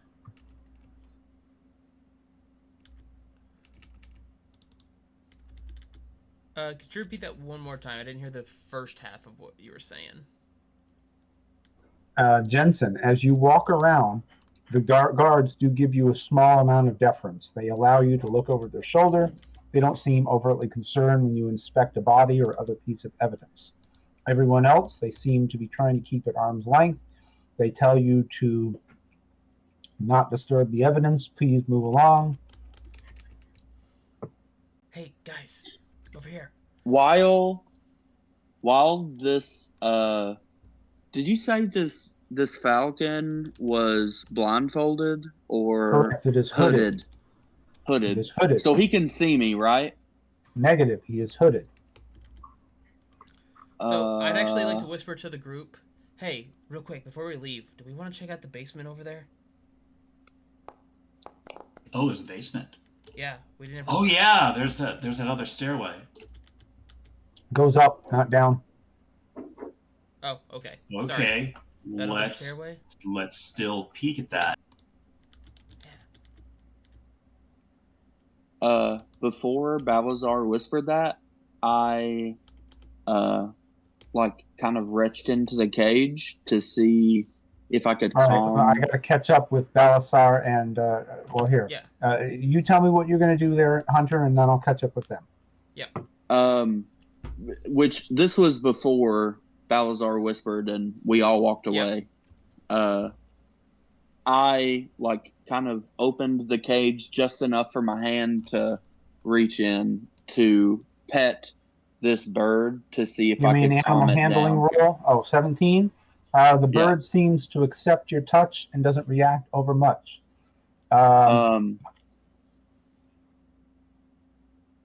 What were you gonna say? Something? I was going to move on to Balasar unless you're not done. I was going to if he reacts kindly to my touch, I would like to try to pick him up and put him on my shoulder. The moment you reach into the cage with the actual intent of trying to pick him up, the guard next to you says, "Hey, leave that alone. That's evidence." Okay, never mind. Okay. I shouldn't hit that. Balasar, the room you're in now. It seems to be probably where the head butler or maid would sleep and work. It's currently unoccupied, and it has a writing table, grocery list, other such work. Titus. Oh, wait a minute. Dave, where did you go there? Dang it, what room is that? I rolled an investigation check. Do I see anything noteworthy or anything? This seems to be the head maid's room. Titus and Aloysius, you were here. You heard the sobbing, cowering, hiding sounds that people when they're worried about battle coming from the door to your south. I suspect that's a window and not a door. Yeah, that's a window. Oh. I'm gonna do that again. All right, so what's this room? That seems to be the head maid's room. Is this supposed to be a window? Nope, that is a door, and you hear sobbing, cowering, hiding, afraid sounds coming through there. I knock on the door. You hear a quick quaver of, "Oh my God, they're coming," and they all get quiet.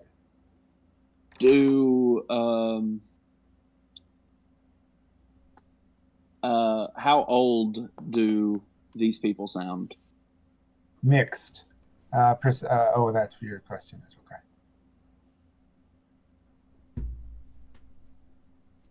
You just hear the quiet sobbing, wailing of hiding people afraid for their lives to your south, Aloysius.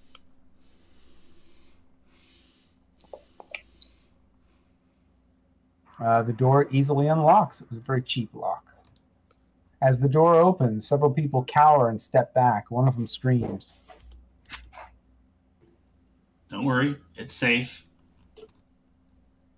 Please, my lords, don't hurt us. We're just the servants here. We're just the servants. Take anything you want, please. We just have a few questions.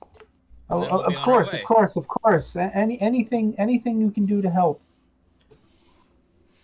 Yeah, I'm just trying to calm them down with my persuasion check.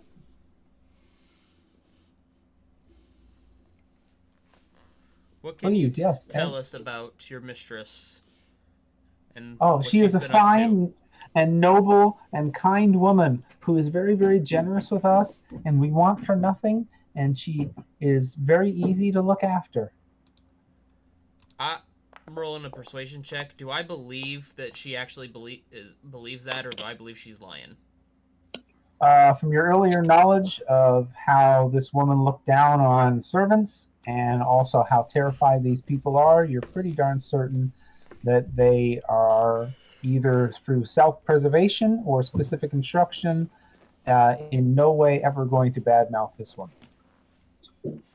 Guys, listen. We are heroes, and we have been investigating this place looking for pretty much a bad guy. If y'all are in trouble, we have a place that you can work and you can make money and you can escape this bad fate in which you have been given. But all you need to do is just be honest with us. She's not down here. She can't hear you. No guards are down here. You're safe. One of the ones in the back corner, wearing the finery of more noble clothing, looks around. He goes, "We must stand by our mistress. Please, in these trying times, she must be upheld. The honor of this family and her father must be remembered." Might I Passive ask why? perception, you think it's highly likely that that's the head butler. Are you a part of this family? Are you going to be remembered for being a part of this great family, or Persuasion, are you just someone? Titus. Sorry, I didn't mean to interrupt the No, you're fine. thing there. He looks down at his feet, abashed. He has no reply. Why are you standing by this wicked woman who treats you so badly?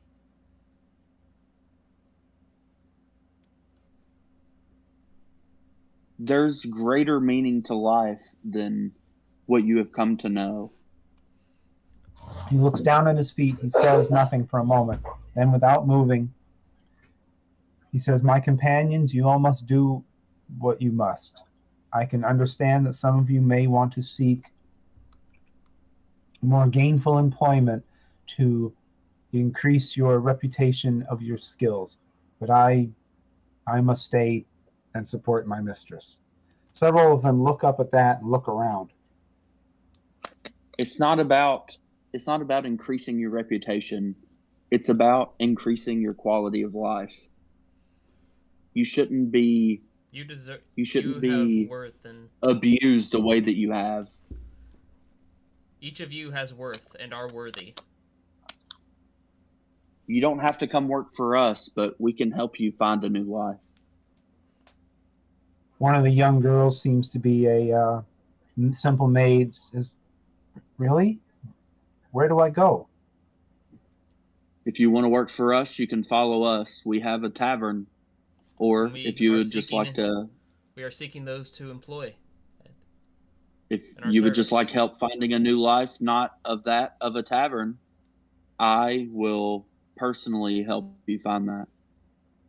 Some of them seem interested in that. Some of them are not quite so sure. If of those of you that are interested, all you have to do is just follow me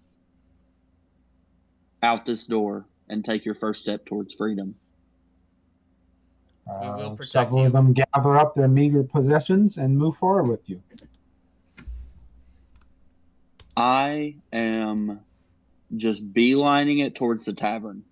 Yep, I'm right behind Okay, him. before we Three go, to- Aloysius asks the head butler, before we leave, have you seen your lady handling a valuable looking stone? I'm not sure, my lord. She has handled many fine stones. She uses them both for prestige and payment. I'm not sure how to help It you. wouldn't be a stone for currency, something more precious. If it was that important, I imagine she wouldn't have allowed me in the room at the same time. There's been much strange going on, much I distrust.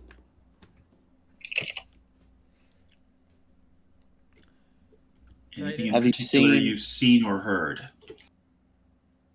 I have not seen, but I did hear. In the rooms above, when I was cleaning in the main dining room, I could hear footsteps walking around, but it was strange. Every time they went up and down the stairs or paced above the long hallway, I swear I could hear their footsteps squeak. It was the oddest thing. Squeak as in what? I don't know. Just as the man walked, when his boots went across the floor, he squeaked. And then he pantomimes walking across the hallway with exaggerated knee bendings. And then every once in a while, as he bent his knee, he squeaked.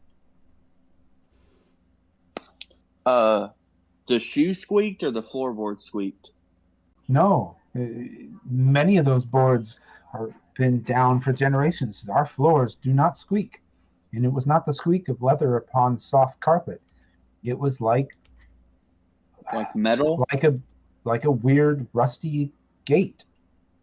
Very rhythmic and, well, squeaky. Oh, like a machine. Yeah, like metal. Have you heard the name Nim spoken around here? No, my lord, I'm sorry, I have not. You don't have to worry about formalities with me. Can I use the NIM detector? You certainly can. Oh. Good. At the Good moment, job. it does nothing. Okay. I want to ask him what he can say about the lord of the house. Oh, I am frightfully worried for our lord. He used to be such a strong, powerful mind. Now he is gripped by fears. He always believes he's being watched. The amount of food I'd had to slip underneath his door. I have become quite adept at making sandwiches less than half an inch thick. Have you heard the name Xanthar spoken around here? Shh, not too loud. Please, The mistress must not hear you say such a name.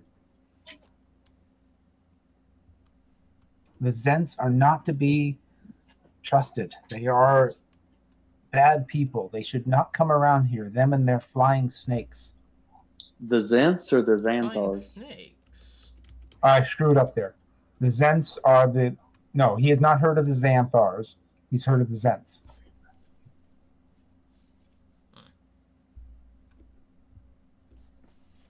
All right. Is there anything else we're wanting to ask him?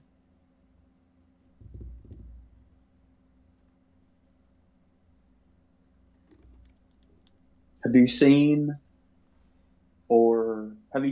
any new people that your lady has shown greater affection to, more so than a normal person that comes in here, that may have talked to her about delivering a package?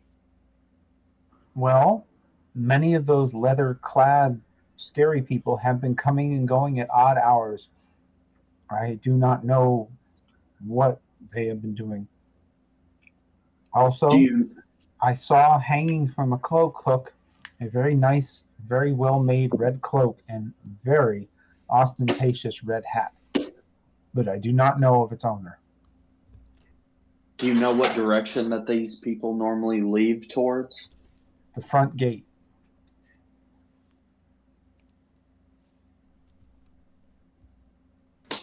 Did we ever figure out what Guys, that metal was that was the bars were made of?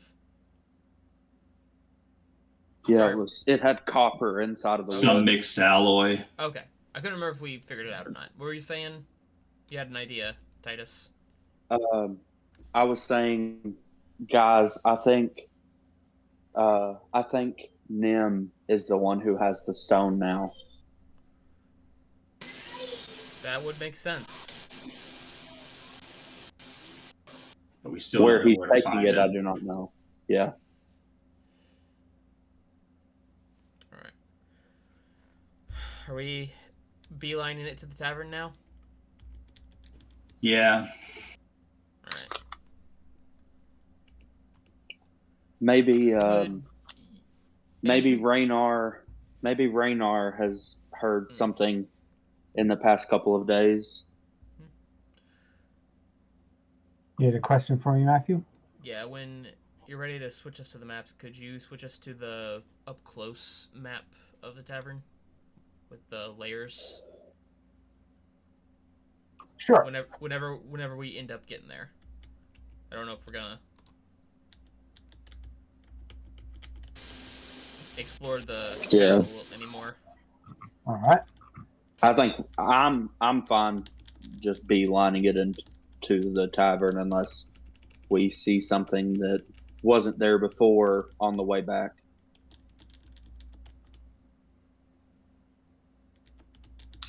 All righty.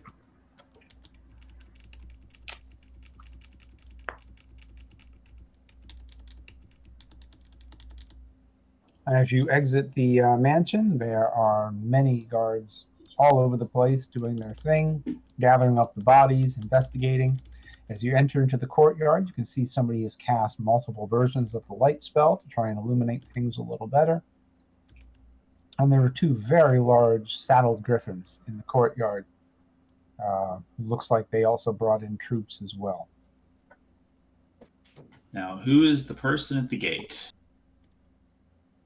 It seems to be a very, very young, mage-looking type person who is studying the remains of the gate. Any chance you could tell us what these bars are made of? I say to the mage. He doesn't take much notice of who or what you are. He speaks over his shoulder almost absent-mindedly.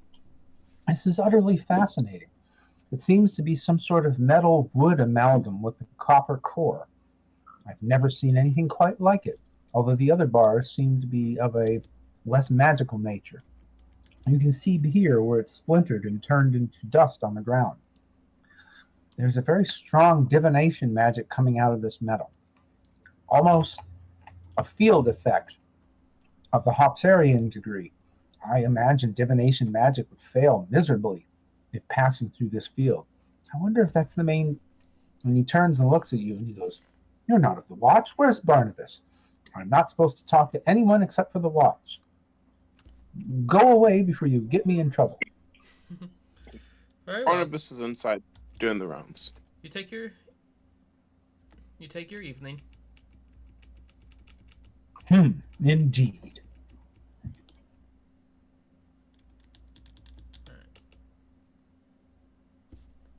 All right. And To the manor? to the manor. Okay. I'm going to take you to the alley first. As you make your way down the alley, sun is just starting to come up. Did you already switch us? The map's still the same for me. Yeah. Okay, Sorry. there we go. I'm doing that now. As you're coming down the pathway towards your manor, you are greeted by a most humorous sight. A very loud group is walking ahead of you. They seem to be an impromptu parade. There are all manner of jugglers, acrobats, and even a few fire weavers who blow fire into the air and then magically shape them into shapes. It looks like a troupe of entertainers passing by your way. They greet you warmly and smile. And one of them, very young and very small, runs up to you on his hands with his feet dangling in the air. And clutched in his toes is a small flyer, which he hands to you. I take it from his hand or from his foot. It is a well-printed flyer advertising that in 3 days' time there will be a small circus in town. Come to the dock ward to see. However, there's a small hand-scrawled note on the back. All right. Is it legible? What does the note say? It is, but I wasn't prepared for you to come here, and now's the time, so give me a moment. I have to... Okay. Also, I then talked to the group when the rest of the people were ushering, so they can't hear, just like whisper to them. But how do we feel of letting them stay at the tavern to live and work there, and we pay them a little less and deduct that pay as rent? That way they have a place to stay and they can constantly be working there. Sounds good. We could It's we have the third floor for us. We could just rent out the second floor to all of them. Sounds good.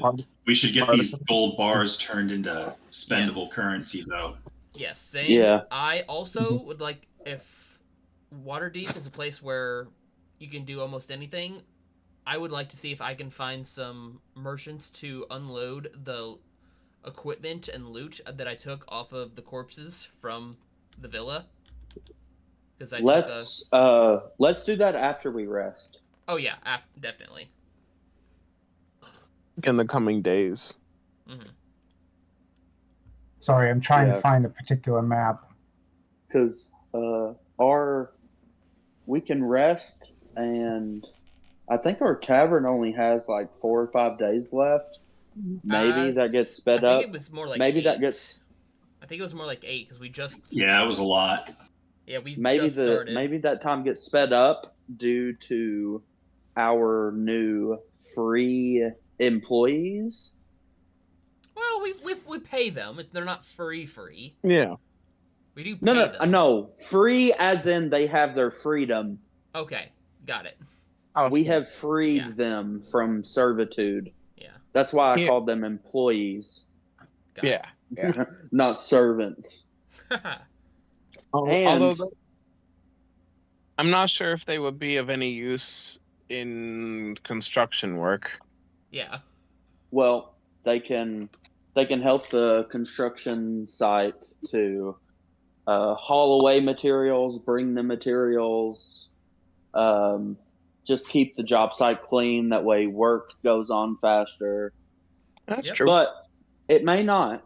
But they can still help and live there for free, and it doesn't speed anything up. Uh-huh. So so I'm ready. Sorry about that. So on the back of the note, it says, "Pray welcome to your wonderful tavern and the world of merchants and entertaining. I am in town for a few days, and I welcome you to my boat for a light lunch. Please come to the docks at your convenience. Zarzad Zod. Zarzad Zod. Whoa. That's a fun name. Zarzad Zar. I like that name. Zardoz Zod. I'm Zardoz screwing Zod. this up. Zardos. Zardo Zod. I like that name. That's a fun name to say. Zod. I say that to the party, by the way. Did that come through on my chat? Because I was in a different map. Zardo Zod. It did. And at that, several people start tromping down the street following you, and they're saying, well, what do we do now? Up here, follow me. And then I lead them upstairs to the second floor. Okay. And they move on to the second floor. We need to have a stairway to the second floor installed from the inside. Zardo's sword. I need to talk to the construction people about that. Are we resting now? Yeah. Yeah. Zardo's. It's just sunrise, but you guys can be night owls, and you All can right. have a nice sleep, have a nice long rest right now. If anybody wants it, I need 2 minutes. Maybe. I say to the group that She's still- we were able to bring up here, this second floor of this tavern All is right, all be right yours. back, real quick. All right. Feel free to make it your own home. Take whichever rooms, bunk up with each other, however you'd like. The third floor is for my party and I. The third and fourth floors. We are scheduled to open in about 10 to 12 days. So your work will begin then. In the meantime, please help out the construction crew as much as you can. When Andrew gets back, do y'all? I'm going to, regardless of any of y'all want, if any of y'all want to, I'm going to give each of these people 1 gold each to like go out and get a new outfit or I like that. do whatever they please. And I like Andrew hasn't told us how many, but if any of y'all want to, just to like lift them up a little bit to give them a little more of a self-identity versus just being a servant. I'm okay with that. Yeah. It's like an initial pay, like a prepay. Like, here, you get this Yeah, sign-on and- bonus for working for us. Yeah, and like we wouldn't give them like 4 gold pieces each if all of us agree, but we would just split up. Like I give 2 pieces, Balazar gives 2 pieces, everyone. Just depends on. But Yeah. if it's an odd number, I will give the extra gold since make it it- was me who talked them into coming. I'll make it an I'm even back. number. Okay. Do we currently have money? Yeah, I remember have we have- 8. Okay. Yeah, we have a But we bunch of also gold have a- bars we've got to cash in. Hey Yeah. Andrew, I'm how many of those servants came with us to the 6. tavern? 6 of them. 6. Okay. We're all going to give them a gold piece each to go out and like get a new outfit, new shoes, like whatever they want to give themselves like a kind of like a self identity. So start. I will give them. I will divvy out 3, and then you all can do 1 each. Okay. All right. Wait, there's 6 of them. We're giving them 4 gold each total, right? Nope. 1 No, gold each. I'm giving 3 of them 1, and then you, Aloysius, and Balazar are giving each like you're gonna give one gold piece. Balazar is gonna give them 1 gold piece, and There's then 6 Aloysius is gonna give the last one 1 gold piece. There's 6 of them, 4 of us. So Titus is given 3 gold, of them and the 1 3 gold of us piece. are gonna take care of the rest. As I hand mine to the woman up here, I give her a wink as I give it to her. like they're not going to be able to afford She like looks going out down, and buying not like knowing how fine to take that. clothes. They're not going to be able. They're not going to be able to go out and like buy fine clothes, but they're going to be able to go out and buy like at least like a simple outfit that isn't like their serving clothes that they were Yeah. wearing when they left. Mhm. In my head, Andrew, are you okay with that? Yeah. Okay. All right. So we go ahead, do our long rest, and take us into the morning. Yep. All right. It'll take you into. I mean, it's just sunrise now, so that'd be like 2 o'clock after 8 hours. 2 o'clock in the morning. Oh, hey Donovan, haven't seen you in a minute. Yeah. All right, everyone. I feel like we take today, find out. I'd like to take the day for me, if y'all don't mind. Want to cash in these gold bars? We each have 2 Yeah, gold we bars, can. right? Yep.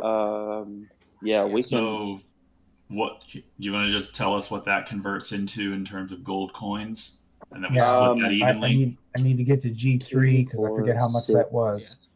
There's There was 10 gold bars I thought there was because only 8. all of y'all took 2, and then I was supposed to take 4, but Aloysius took an extra one. So Well, Aloysius should have. I only have 2. Oh, never mind. Yeah. Should be 8. Yeah. Yep. Oh, So 2 each. And then Andrew, I don't know how to do this, but I looted a lot of weapons and armor and whatnot from the corpses. I'd like to try to see where in town I can go to sell those items for some coin. I So also the have a gold bars, couple. gold is gold, so I'm not going to get fussy on that. That is 2,000 gold pieces worth of gold. The armor So So, 500 each. 2,000 total or 2,000 each? total. Okay, so Yeah, 500. 500 8 each. bars. Each bar is worth 250. All right. Just so I can keep rolling, Balazar, go into the player's handbook, find the values of whatever it is you want to sell. I don't know what you kept, and you can sell it all at 20% discount. Okay, so So 500 gold each. Yeah. Looks right. Yep. 4 of you Okay. each. I'm going to take an hour and 10 minutes and re-summon my familiar. Excellent. Okay, so let's The see. octopus or the owl? The owl.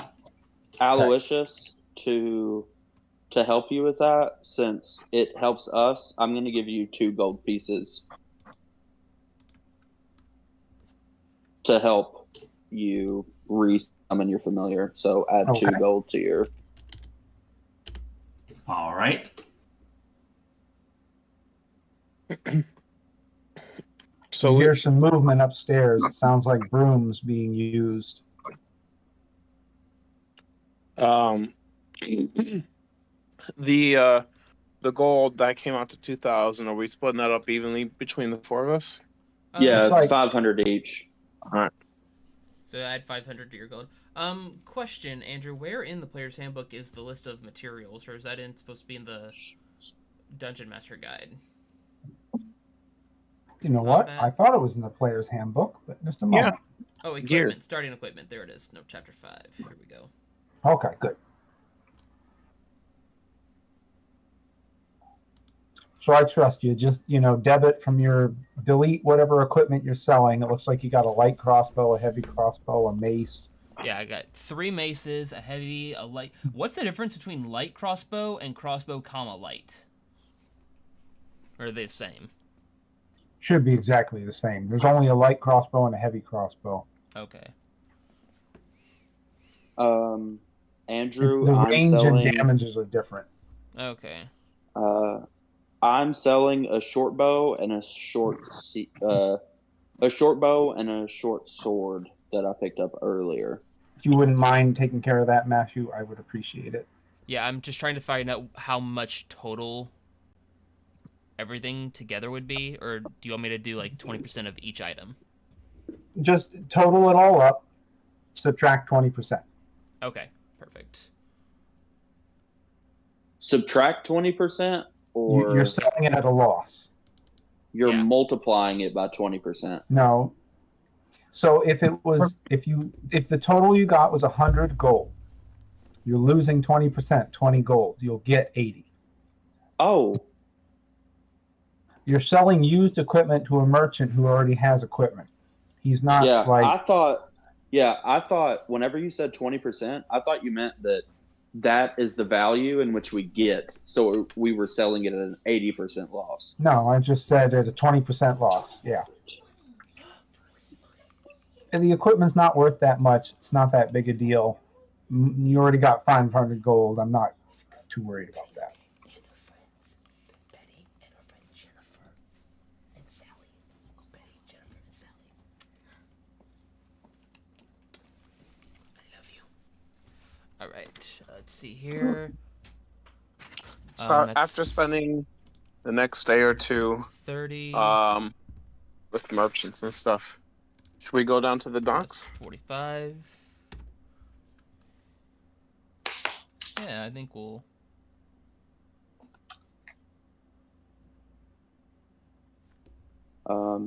Whenever we wake up from the long rest, I'll motion Rakini to mount my shoulder, and like we'll kind of like walk off, and I will kind of tell him everything that has happened thus far that he's missed.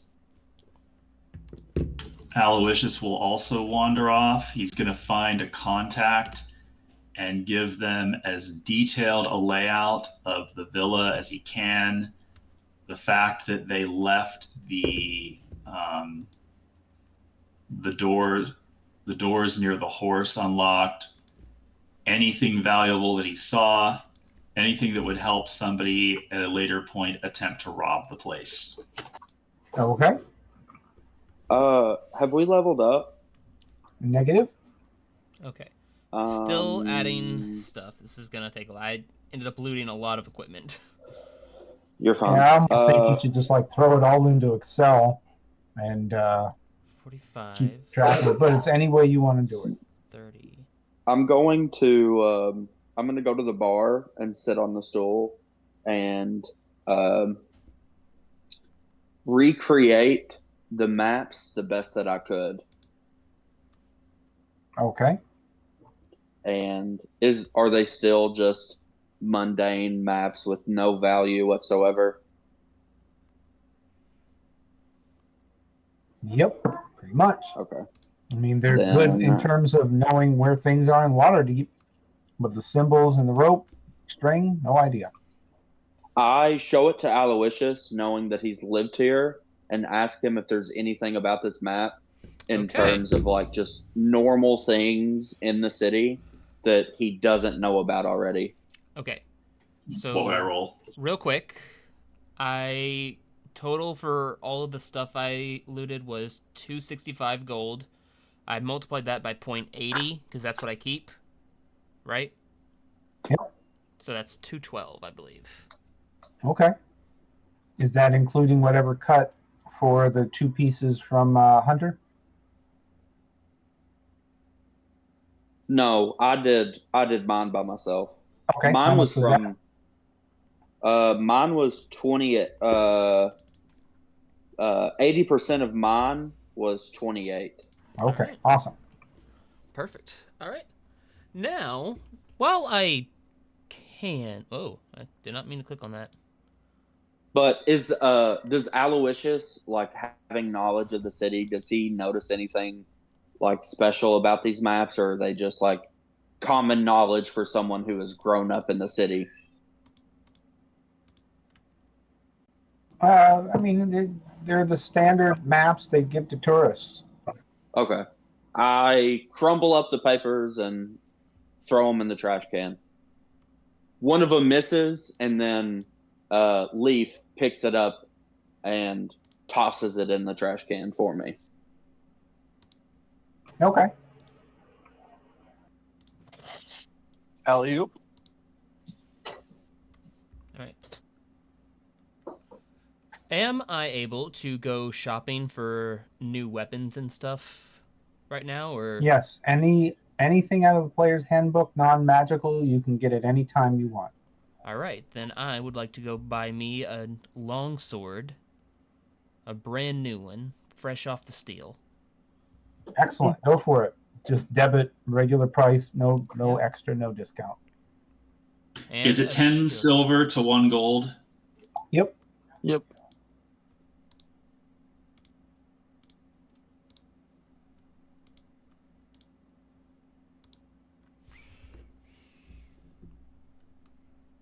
How much is it for the night vision goggles? 150. Aloysius grumbles as he walks to the shop to pick up a pair. All right. Ah, looking good there, Aloysius.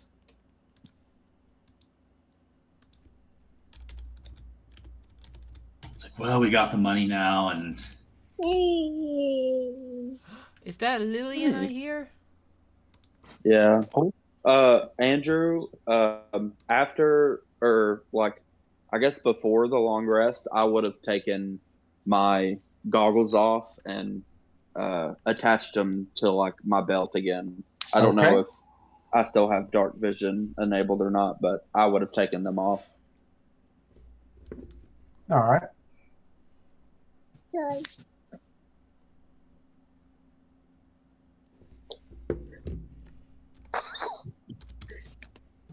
right, we go into the dock. All right. Real quick, is there a way for me to add the stuff in Foundry, or do you have to do that, Andrew? In Foundry. Oh, Yeah, what am I adding to you? A longsword and a shield.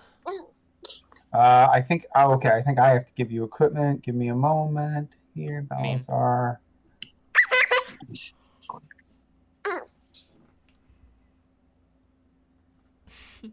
Lillian seems very talkative. Okay. You want a long sword and what kind of shield? Oh, there's only one kind of shield. Yeah. There you go. And you already debited the money? Yes, I already debited the money. Beautiful. All right.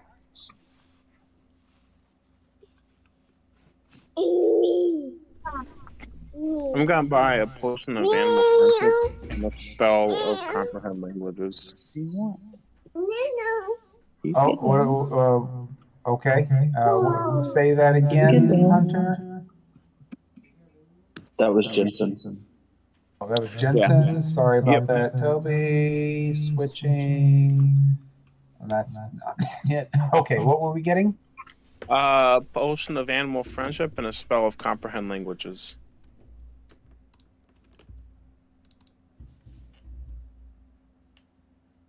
All right. Okay, that's the absolute wrong place. Why is that not working? I've already subtracted the money. Do I add it in D&D Beyond and then let you import it? Nope, I'm doing it right here. Scroll. Okay, languages. Mm-hmm. You said animal friendship?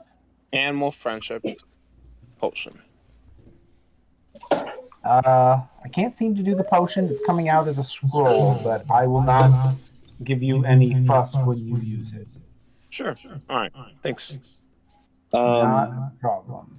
I would like to buy 3 potions of healing.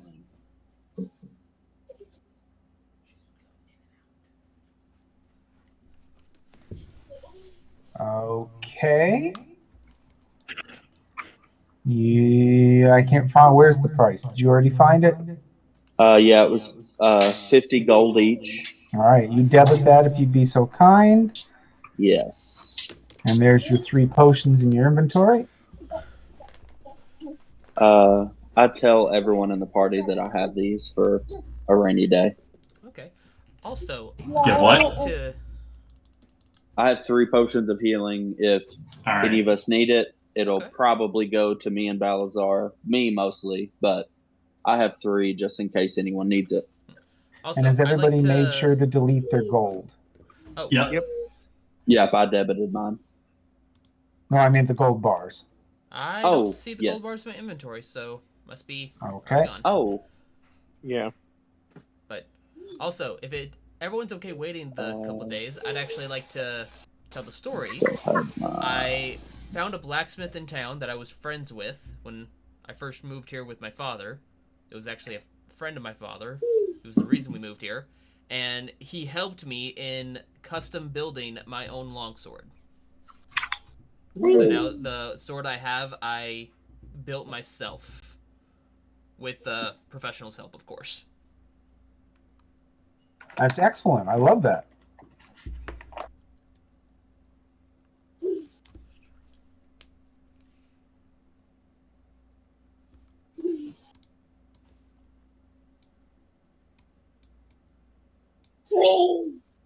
read? No. You can read. Anybody else shopping for anything? Whoa. I'm done.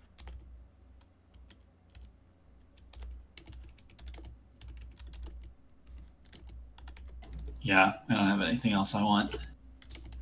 Okay, what would you like to do next? I think I'm good for now. I know there Go was to the something docks, else I I was guess? wanting to get, but I can't think of what it was right now.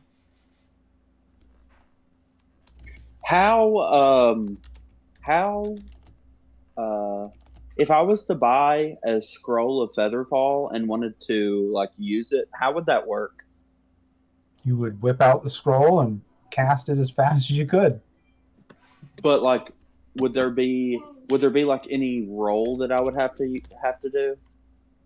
Yes, I mean to cast. I mean, if it's at your level or below, it's fine. If not, you'd have to roll Arcana to see if you succeed at casting it. Would that be at like if my character was to do it right now, what would I need to roll? Like, could I buy that and use it without having to worry about it not working? Well, it's a first level spell, so you would be of a sufficient level to cast it, so you wouldn't have any trouble with that. I don't And have any spell slots right now, by the way. I know, but you're of high enough level that you could. Okay. Help me out here, Uh, Dave. If he's not magically a fit, like how does that work with scrolls? I'm actually a little unsure right now. There's some Arcana roll. Okay, I am going. I mean, the but save would be an 11. if like if I was to buy this scroll and give it to Jensen or Aloysius having first level spell slots, they would be able to just cast it without making a roll, right? Yeah, I'm looking at the argument right now. Yeah.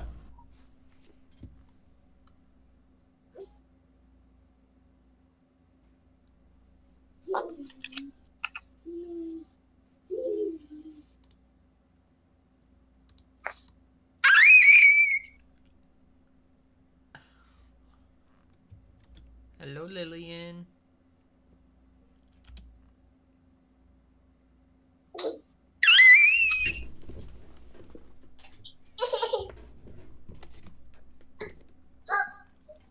Are you happy? First spell level, spell save DC 13.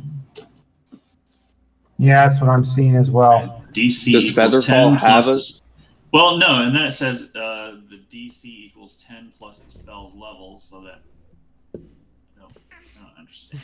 So okay, so the way I'm reading this is as a non-spell caster, you would be able to do it, but you would always have to do the Arcana check. And But if I was, go ahead. I was just going to say, as a non-spell caster, you'd have to hit the Arcana check, and as a level 1, it would be 11. I can't find anything else other than that. So if I was to buy it and give it to Jensen and say, "Hey, use this at any point that I tell you to," and he whips it out and uses it, like he doesn't have to make a check, like it works. Correct. It would just work for him because he has sufficient level. Okay. Then But can a cleric cast that spell? If that's a wizard only spell, I would could he be cast that, bound by the same couldn't I? Yeah, thing? I think Jensen would have to run an Arcana as well. Okay. Because I am going. I think I'm me going or to Aloysius buy. could cast it. I think I'm you're right on going. that. I'm going to buy a Featherfall scroll and give it to Aloysius and tell him, do not use this unless I tell you to. Okay, I'll send it to him. And then I think when you have a spell scroll, it doesn't really matter whether it's on your list or not. As long as you're a caster, you're able to cast it with if you have levels. Yeah, it seems real gray, and I'm kind of leaning both ways. Yeah, like for me, I have Featherfall in my spell book, but I don't have it prepared. So would I have to roll anything to cast it? I'm definitely Because going to I say no on definitely that. know it. Definitely no. Lillian, here, give that here. Yes. Yes. Yeah, I'm only convinced that I'm convinced that the only time you have to roll is if you don't have spell slot levels of that level. The one that catches me, Dave, that I'm thinking about when we played Solasta and we had scrolls, it would absolutely not allow a wizard to cast a cleric scroll. Oh, well, And I'm not trying to make that game the gold standard of 5th but edition, but it does make me think about it. but there Is is Feather- something stated for a non-caster to read a scroll. Yes. And it pretty much just seems to be an Arcana check all the time. Jensen, metagamey, but what kind of cleric are you? Grave cleric. All right, here's the other end of the argument for everybody to think about. I would almost argue that if you were casting a scroll of a cleric, I'd make you roll a religion check. A druid, I'd do a nature check. A bard, a performance check, because each one of them have scrolls. That definitely makes sense. Yeah. If you try and cast a scroll and it's not your thing, you have to do one of the checks that makes the most sense of it. Because a cleric, if he had a scroll that's above his level, I don't think he should do an Arcana roll. I think he should do a religious roll, because that's going to be his main skill. He's going to have the most points in it. He'll have proficiency. So It would be based on, it would be a wisdom-based skill. Right, religion is Because wisdom. that's his. So I think whoever else has to cast it has to do what he did. Makes perfect sense to me. All right, let's go with that. Who do you? And I gave the Featherfall to Aloysius. Did you debit the money? I did, yeah. Aloysius says, "What's this for?" It is for us in a pinch.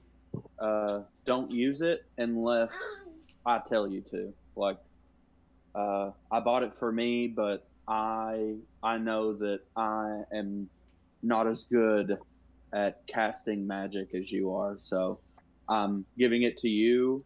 I bought it for myself in case any of us were going to fall to our death, or we needed to make like a far jump down. So I'm giving it to you just to hold.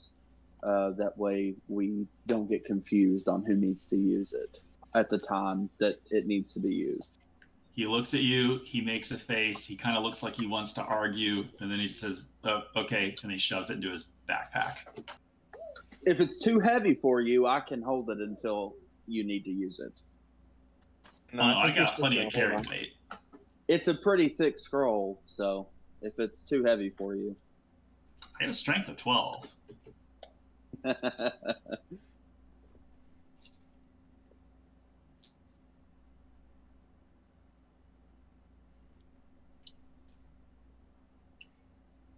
He doesn't like the idea that he's supposed to do something when you tell him to, and rather than argue, he's just going to ignore that, possibly, and yeah, now he has a scroll.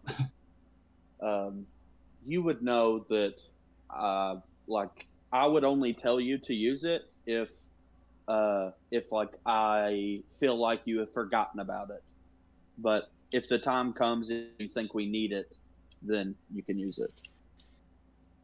One thing that I like about about Foundry is that it's kind of hard to forget about stuff that you have. You just look at your inventory and you're like, oh, hey, look at that.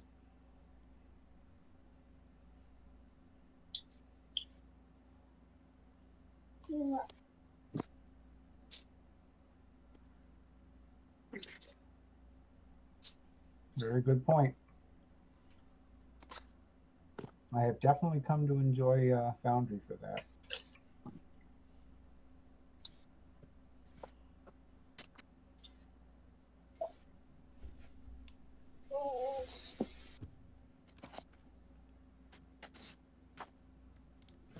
So we go into the docks now. I Does think anybody have a so. faction quest open? No, I don't. We haven't leveled up, so we don't have any faction quests left. I don't think. Yeah.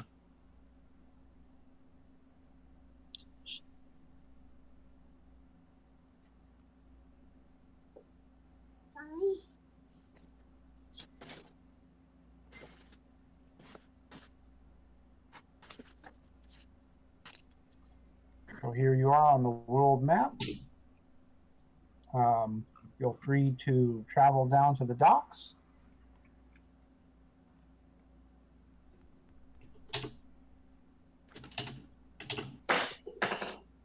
And I'm trying very hard to look up the picture. And so let me know when you get to the docks you want the next step, or if you have any questions.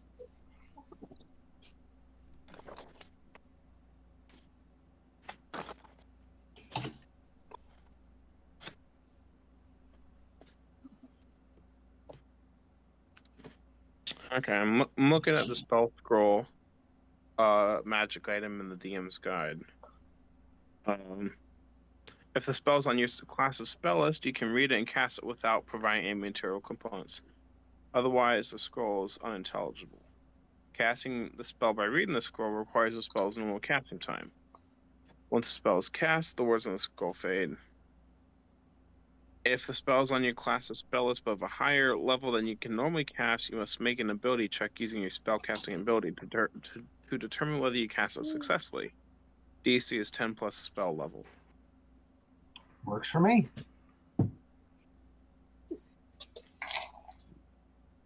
So it looks like Aloysius is making his way down to the docks, and it's incredibly easy to see what dock he should have headed towards. That is very interesting. If a spell is on your class's spell list, you can read it and cast it without providing any material components. Otherwise, the scroll is unintelligible. Very interesting. So as Aloysius makes it towards the dock, you can see that one in particular has become a raucous amount of color and joy and craziness. There are jugglers, there are banners, there are colored wagons. Looks like they've all been offloaded by a dock worker, and the boats have put off back into the harbor. This definitely seems to be the place. There are jugglers and acrobats and performers. Why, someone's even balancing on a barrel with a wooden sword threatening people and spouting poetry. So who are we supposed to be meeting again? Zardoz Zord. Zardoz. That's a Zardod. great movie. Zardod. He Definitely Sean Connery's finest moment in film. Well, Dave, you beat me to the punch. I am going to award you inspiration for that, which you already have and haven't used, to see if anybody would identify and know that name. I have never heard of this film, so I cannot So say. please put a pin in what you just said, David, and remember that in about 5 or 10 minutes if we make it there. Okay. So major props. So for Matthew, Zardoz is possibly one of the greatest sci-fi movies ever made, like ever. Better than 2001. Space better Odyssey? than Blade Runner. It is 11 out of 10. You must watch it. It's fabulous. It's totally riotous, awesome. I also just posted 2 pictures in Discord for what you're seeing at the docks. You said it was Zargaz?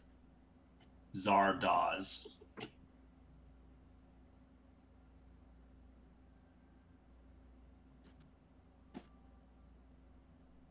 How do you spell that?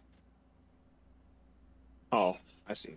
It's listed in the notes. Gotcha.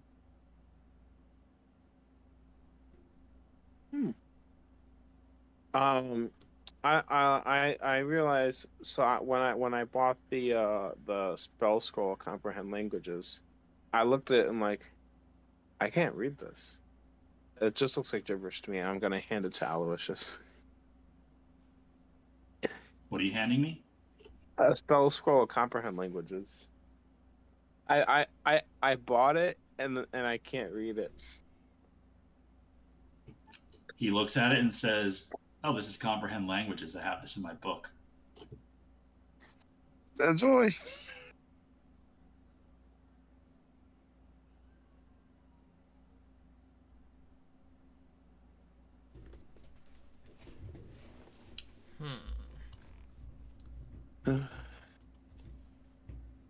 So as you look around the dock, you're greeted warmly by all these performers who bandy about. One of them hands out flyers to nearby people talking about the performance in 3 days' time. And a few approach you and say, "Kind sirs," as they bend over and squeak their nose in joy, one of them brandishing a wooden sword at you. "What can we do for you? What can we do for you? How can we bring you joy?" We're here to meet Zardoz. Oh, truly, truly, such an honor. Have you been That's what I invited? was And then he wanting to looks do. around conspiratorially and leans forward as if this is a big secret. Lunch? Aloysius nods. Oh, right this way, right this way, right this way. And he leads you to a very, very, very small dinghy that you're quite concerned that the 4 of you plus the one rowing might overturn it. But he seems confident enough. As we're walking to that, I nudge Aloysius and tell him to bring out the NIM locator or whatever and see how it's faring on this side of town. All right, I ping the NIM locator. Seems to give no activity at the moment. I nod He looks at towards him. Titus and shrugs. I think somebody just reloaded. That was me. All right, do you guys all get in the boat? Does it seem seaworthy? Are we, do we come across the man that Aloysius and I, liberated a boat from, by any chance? Not on this crazy dock. No dock worker worth his salt would be anywhere near these weird people. I imagine if you spent some time looking around, you might be able to find someone who would recognize you and then become greatly angered. Okay. Just wanted to make sure. Didn't know that would hit us in the butt.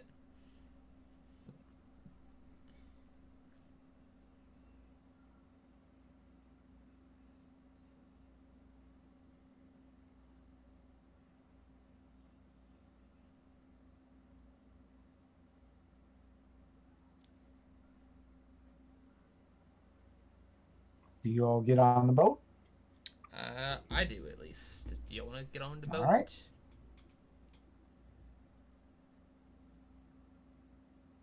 Anybody opposed to getting on the boat? Nope. All right, so you all jump on the small dinghy, and he begins to row, bringing you out towards the large ship. He gives a grand gesture, and he says, "Welcome to the Eye Catcher." And you see 2 other ships harbored, anchored real nearby, and given the similarity of the colors in the mast and sails, you think they're probably associated. He says, "Welcome aboard, welcome aboard." Except you can't. The water's quite deep and chilly out here, so be careful not to fall off. The people on the prow wave you forward and help you aboard. He gives a deep bow and says, "Please, follow me." And he walks towards and goes down the steps here. I apologize for it being in the center, but I had some trouble getting some of it to line up. So take the steps in the middle where he's indicating. And then he continues to point down the stairs further. So take the next stairs to the left. And then he points you towards the bow of the ship. "Please." And he opens the door. "My master is right through there." And you see many warriors and other materials training. Some of these doors are open. They seem to have hammocks in them. And in a grand gesture, he opens the door and bows. And you step into the captain's main dining cabin. Hell yeah. There you go, Dave. And I'm also going to put a photo up on Discord, but Dave already saw the punchline. So the punchline is, please take a look at our captain here. And I was going to give inspiration to anybody who recognized what is inspired this, but Dave way beat it. So my major points there. I'm having trouble. Just a minute. Dang it.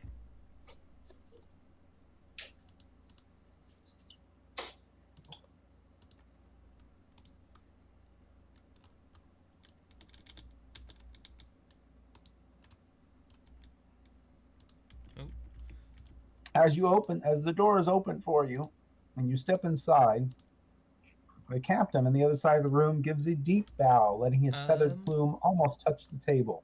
And he says, I'm "Welcome." lost on the What? boat. I think I'm lost on the boat. Where did we go? Have you went down all 3 of the steps? Yeah. There you are. Head Okay. south. Okay. So it looks like this is where a lot of the performers live and practice. As all 4 of you enter the dining room, dang it, Zarzad gives a deep bow, letting his feather tickle the table, and says, "Welcome, my friends. Please be welcome. It is so wonderful to have such powerful and amazingly well-known and well-traveled adventurers as yours. Please allow me and my humble troupe of simple entertainers to bring you a wonderful lunch and repast and maybe some light entertainment. Please, everyone, raise their glasses to these wonderful adventurers." And all the other warriors at the table raise their glasses at that. And then he lets out a big cheer. "To all these adventurers, raise your glasses and cheer. Vivat! Yay! Vivat! Yay! Vivat! Yay! Enough. And now we eat." And he sits down and begins handing out platters. Here, here. Ah, Aloysius pigs out. much "I have heard gracious. so much about you. And I You grab are a the turkey most leg. beautiful adventurers, knowledgeable adventurers. No evil can stand against you. I am but a simple entertainer. I may have a loud voice, but I have soft hands." No one with an outfit that badass is just a simple entertainer. "Oh, please, please, please, you do me so much pride." What is it, Titus? Just to see if he's telling the truth. He seems wholeheartedly earnest, if a bit bombastic. And also, while we were walking down the hallway, that perception check that's above my insight check was to see if I caught a glimpse of anything inside the rooms of interest. The rooms that were open seemed to have hammocks strung from the corners. Some were occupied by sleepers. Each room had 4 hammocks apiece. Some seemed to have people practicing juggling. Some were doing sword play, knife throwing. A few of them seemed to be putting paint on their faces and practicing different looks. Gotcha. Okay. But Zardad seems to be a well-spoken, totally enthusiastic, fun-mannered person who knows how to throw a good party. You get nothing but good, happy, and cheerful vibes from him. You think he would be an excellent leader for a troupe of acrobats and performers. Nothing untold about him at all. He seems quite off-putting and charming. Finally, he sits down his goblet, wipes his mouth, and says, "My fair adventurers, I have heard a rumor so outlandishly amazing that it can't possibly be true. But I think it is." And he slams his glass down. Oop. I have heard there is a massive treasure left behind in this city. 500,000 dragons. With that, I could be so much more helpful to the world. I could bring food and bread to all the starving children of the cities, and at the same time entertain them. We could be the greatest philanthropists the city has known. In fact, with the Stone of Gore, I imagine we could help many. Here is my proposal. I wish to take all of the gold and return it to Lariel Silverhand, and through them bring balance and peace and harmony. And less my expenses, of course. I would then take 5,000 gold and give it to you in exchange for your help. And I have also heard that there is a staff that keeps dragons out of this fair city, keeping it protected. I think we should recover it and make sure that it is used to keep this city safe. If you also bring the staff, I will give you another 5,000 gold. I swear by all that is fun and well balanced that I would keep to this agreement. Say what to you? Would you help this poor, simple entertainer bring about this enlightenment of peace to the city? Because, and he looks around, carefully leans forward, I have heard others seek this, and they must not succeed, for their intentions are, well, less than savory. I have heard of one with many, many eyes. He seeks this for his own gains. Who knows what evil he would befall with it? I have even heard he consorts with those who, must I dare say it, eats brains. In fact, there is another group, a strange group.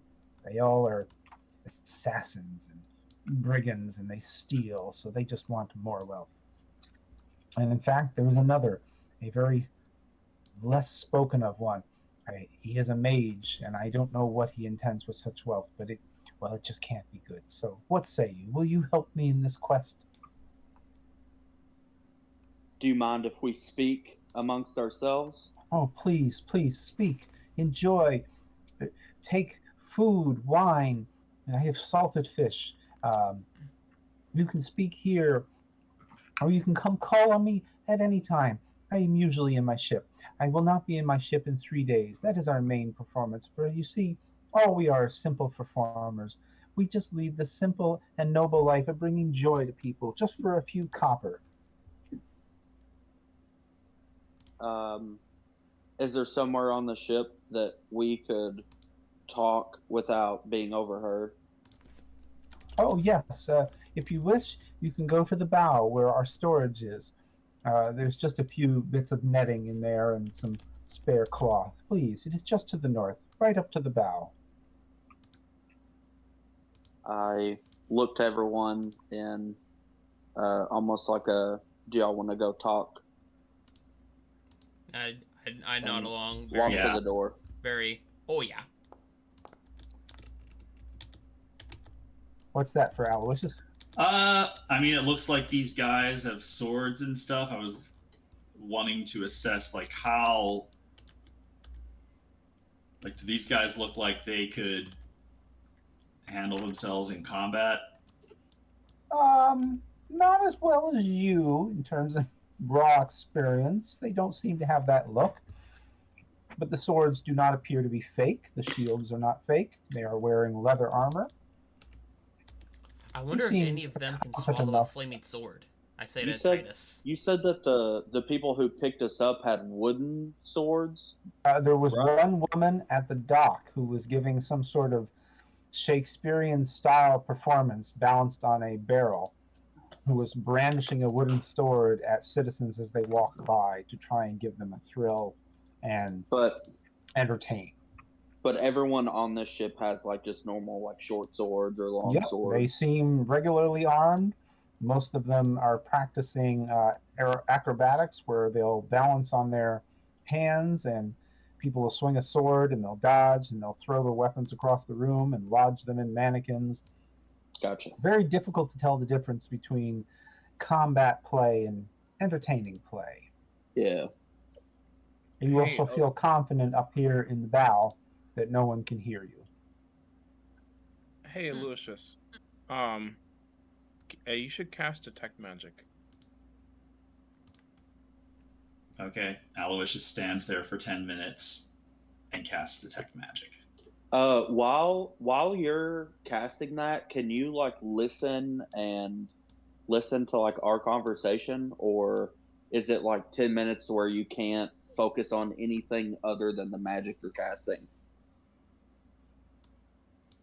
If it's late and not particularly involved conversation, I'll allow him to do both. If he has to do anything rolling, any thought, planning, complicated, no.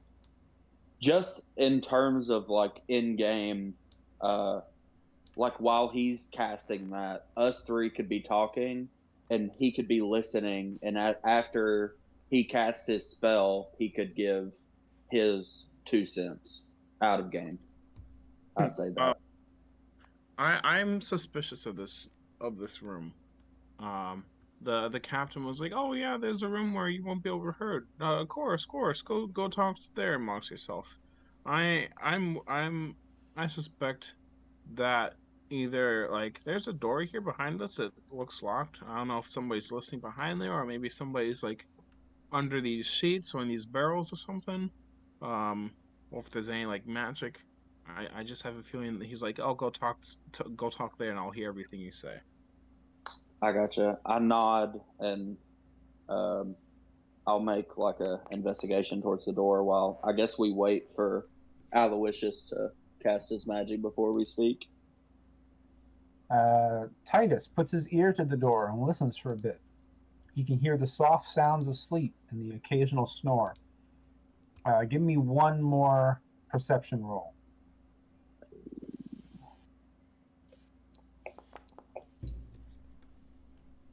You're pretty sure you hear two distinctive sets of breathing and snoring.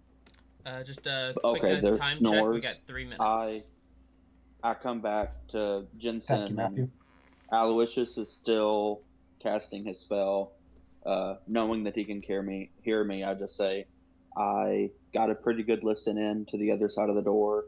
It just sounds like there's two people in there that are sound asleep, but we can still wait for this magic to see if there's any non-human listening devices. Aloysius stops concentrating, turns to Titus, and says, "Hey, wait a minute! Can't you just like turn on your magic detection thing?" Yes, I can use one of my uses of magic awareness, and it's instant. What's its duration? I forgot. It says, as an action, you can open your awareness to the presence of concentrated magic until the end of your next turn. You know the location of any spell or magic item within 60 so foot. You have 6 seconds to look around. There's no magic in this room. Okay. I tell that to everybody. Like, how confident am I that there's nothing in the room? Like, 100% sure that there's nothing, like, in at least earshot range. All right, I'm reading this again. That isn't behind total cover. So your confidence is limited by the large amount of barrels, crates, storage material, and canvas that's all around you. Anything underneath, behind, or inside, you would not see. Okay. I tell the party I am fairly certain that there's nothing magical within this room unless somebody Unless it's inside any single one of these containers. So I Yeah, wouldn't say you're unless- particularly confident. There's nothing unless on the somebody- surface. because all of these barrels are under a net, so someone would have to lift the net up and then open the crate, put it in there, put the top back on, and make sure it's screwed on. You know what? Unless it was going to always make- there.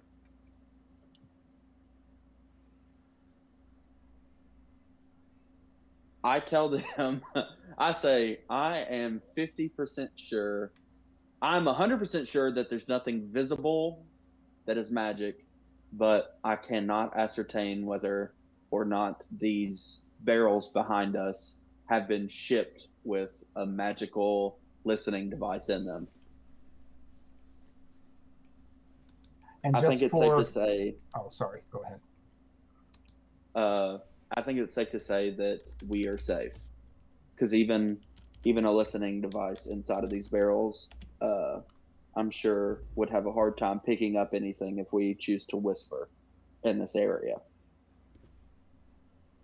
All right. What were you going to say, Andrew?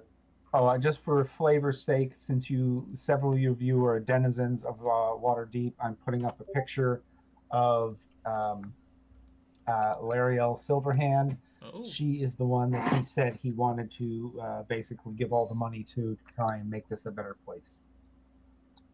Okay. Well, I the whole time that we're speaking while we're in this area, I'm going to be whispering.